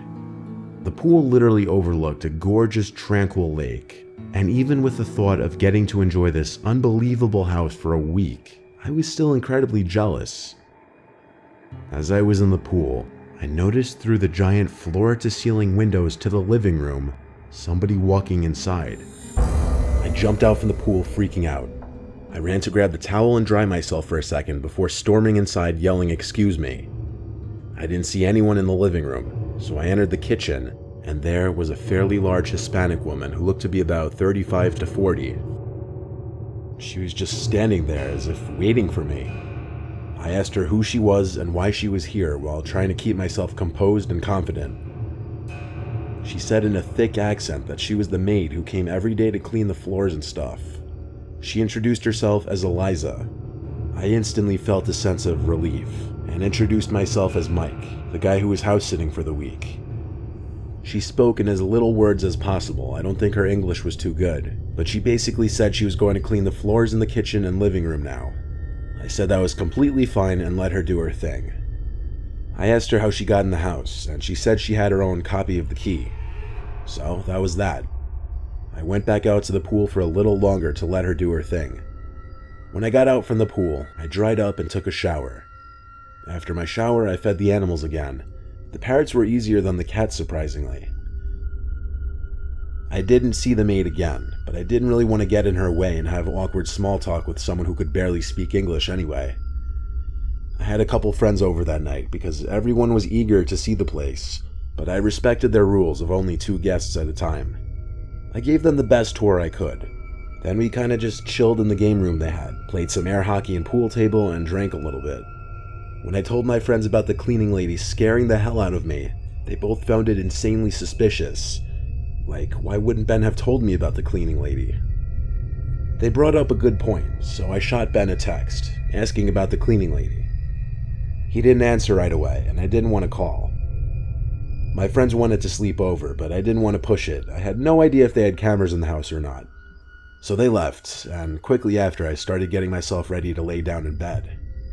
At some point I got a text back from Ben, apologizing for taking so long, and then asking what cleaning lady, with 2 question marks and an exclamation point.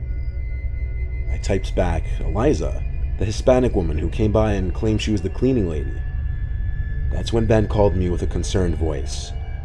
He got more details from me after telling me there was no cleaning lady. That was the whole reason they hired me. I felt like I had been taken for a fool, but more importantly, I was terrified that I may not have been in that house alone at that very moment. Ben told me to just hide in a bedroom and that he'd call the police for me. So we hung up, and I waited in the room for the police to arrive. I had Ben on FaceTime when the police arrived, so he could also talk to them. We all looked through the house together, from top to bottom, and we didn't see anyone. I told Ben the lady said she had a spare key, but he said he was confident that that was a lie, because they never made any spare keys. He was confident she simply snuck in when I was in the pool or outside in general. After we were sure there was no one in the house, the police left, but they made sure I locked all the doors and windows before they did so. I spoke with Ben a little longer, who was very comforting, and asked I just hold down the fort and call the police if anything else should happen. We hung up, and I went to bed. I locked the door, of course.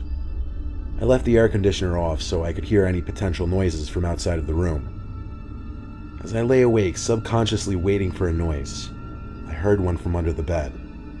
It sounded like a squeak on the wood floor. I hopped out of the bed and looked under it. There were 2 people hiding underneath. One was the lady from earlier, Eliza. The other was some man probably 10 years older than her, with his hand over her mouth. They both locked eyes with me. I screamed and I ran for the door. The moment that it took me to unlock the door and then open and shut it was more than I was comfortable with. As I did, I heard them crawling out from the bed. I ran outside to my car without my shoes and drove down the street, where I called the police, and then I called Ben again. I waited for police cars to pass, and then I followed them. We once again searched the whole house and found no one. This time I didn't stick around for the night. Ben told me to go home and stay safe. The family booked a flight back home the next day, cutting their vacation short. The intruders were never identified. All that can be speculated is they walked in through the front door while I was in the pool because I didn't lock the door, and that they somehow knew the family would be gone. No further info is known.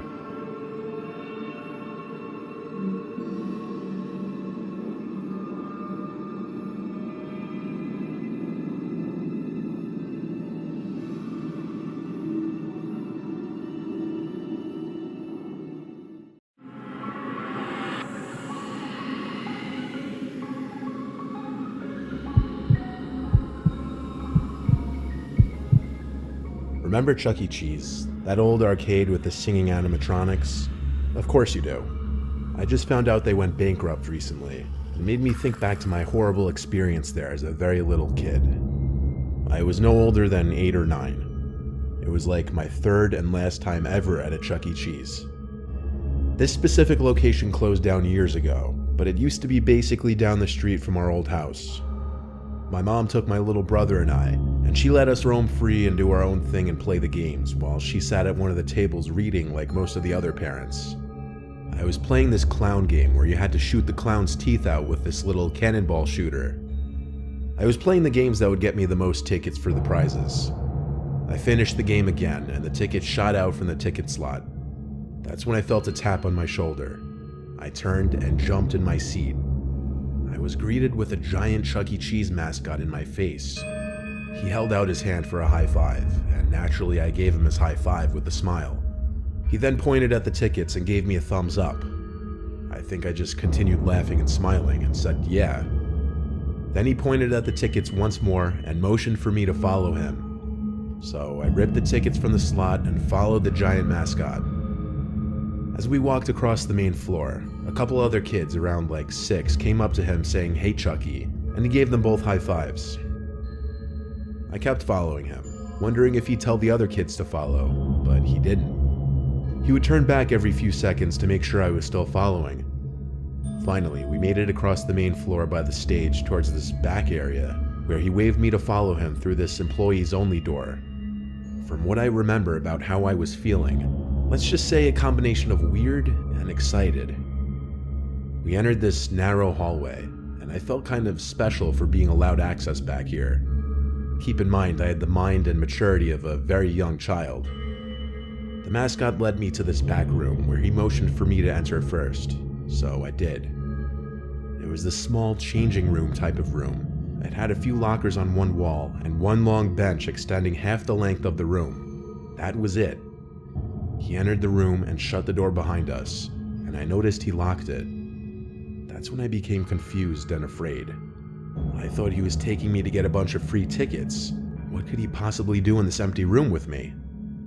He approached me, put his furry mascot hand on my shoulder, and then started rubbing from my shoulder to my arm. Then he seemed as though he tried to reach lower with both of his hands, and I pushed him off and yelled, "Stop." That's when the person in the suit lifted the mask off his head, revealing some sweaty, middle-aged man underneath. He started to remove the rest of the costume from himself as he told me to be quiet. I sat there watching, shaking, and plotting my way for the door. When I thought he was distracted enough by the suit, I tried to run past him for the door, but he grabbed me and told me to stop. He offered me all the free tickets I wanted if I just behaved. I started to yell and pound on the door. He tried to cover my mouth, but I think he gave up when he realized it wasn't worth the risk for him. I unlocked the door and ran back down the hall in tears. I ran back to my mom, yelling at her about what just happened. She was distraught and went right to the front desk. The girl at the front desk seemed to be in a panic as well, and I think she called for her supervisor. Pretty soon, all the music was stopped and the place was put into a lockdown of sorts, where all the kids were to go to their parents. A bunch of workers ran to the back section, and eventually police showed up outside. I had to give my whole story to a crowd of like 6 people, and I was extremely nervous. The man in the Chucky suit was some random creep who snuck into the back section of the building to dress in one of the suits and apparently lure children to the back. Realizing and looking back at that now as a grown adult is disturbing and disgusting, that I was the victim of a predator. I never found out if that monster was caught.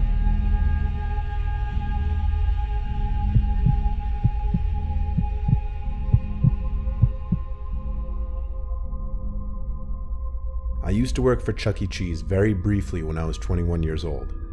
I was one of the janitors/maintenance workers. I know, not very awe-inspiring.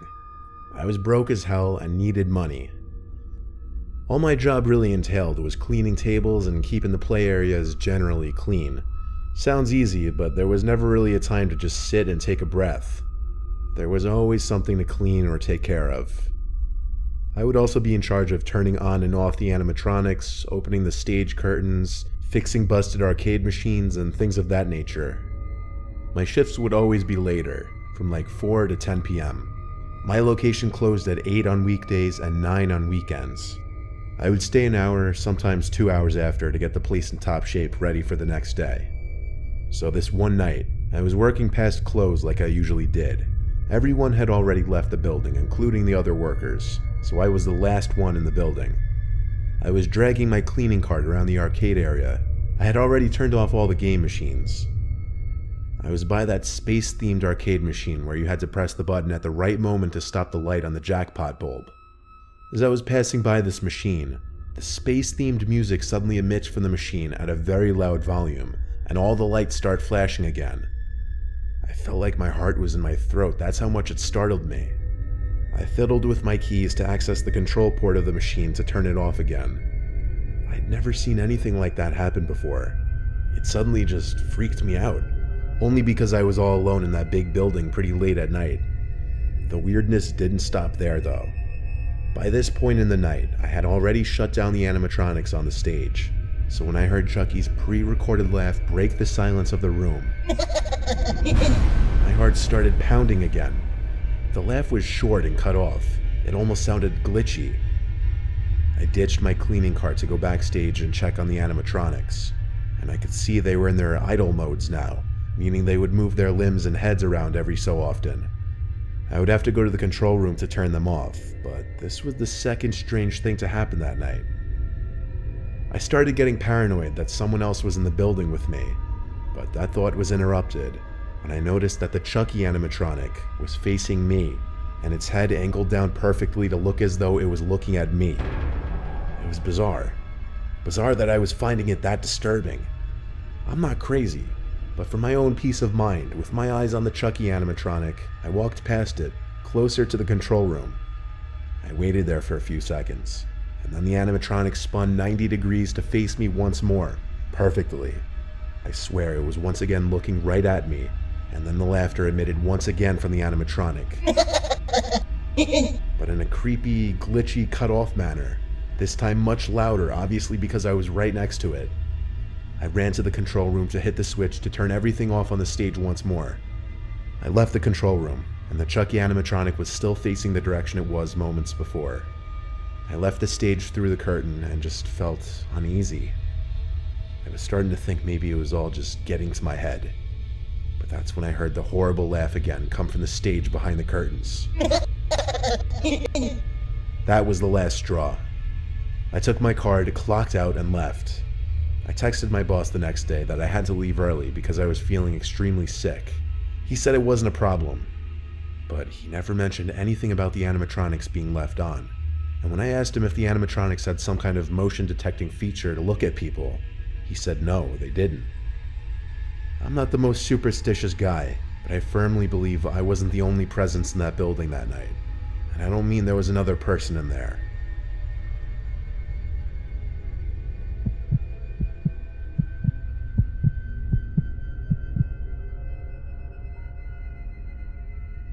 This is a story from my childhood that I don't like to look back on too much.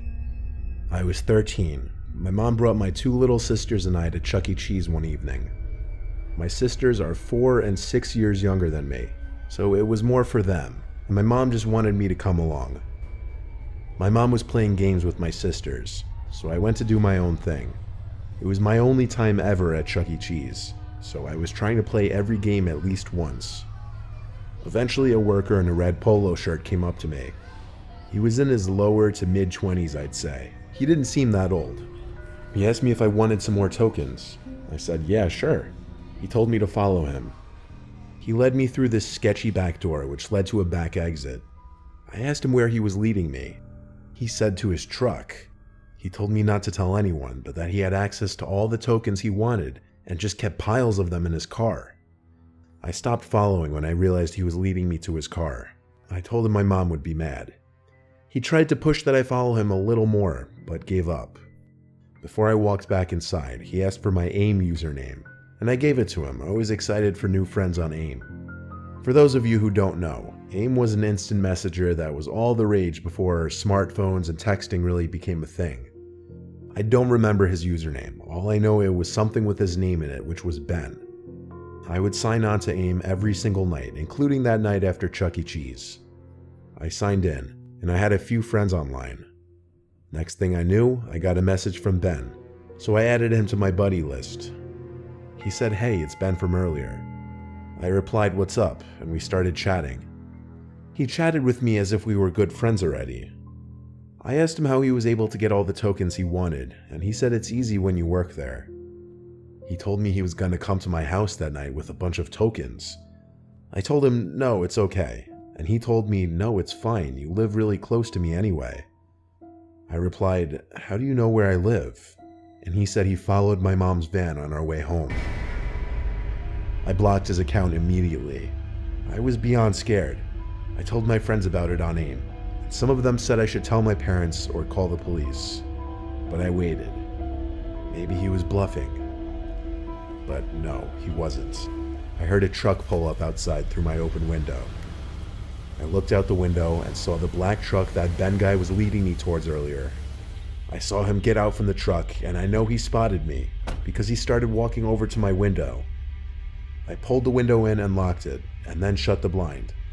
By that point, he was already halfway to my window, and he was waving his arms at me. I ran to my mom to tell her. She didn't find it funny, thinking I was kidding at first, but I convinced her after she looked out the window and saw the black truck begin to speed down the road. My mom wanted me to show her the AIM conversation, but I couldn't, as I had deleted him off my buddy list and blocked him. My parents called the police, of course, but that was just for peace of mind. They couldn't do anything besides make a report. The next day, my mom called the Chuck E. Cheese and asked about a Ben. They said they had no Bens who worked there. There were also no employees matching that guy's description. The Chuck E. Cheese eventually handed the CCTV footage from the day before to the police department for an investigation, which turned up no results. My family never went to a Chuck E. Cheese ever again.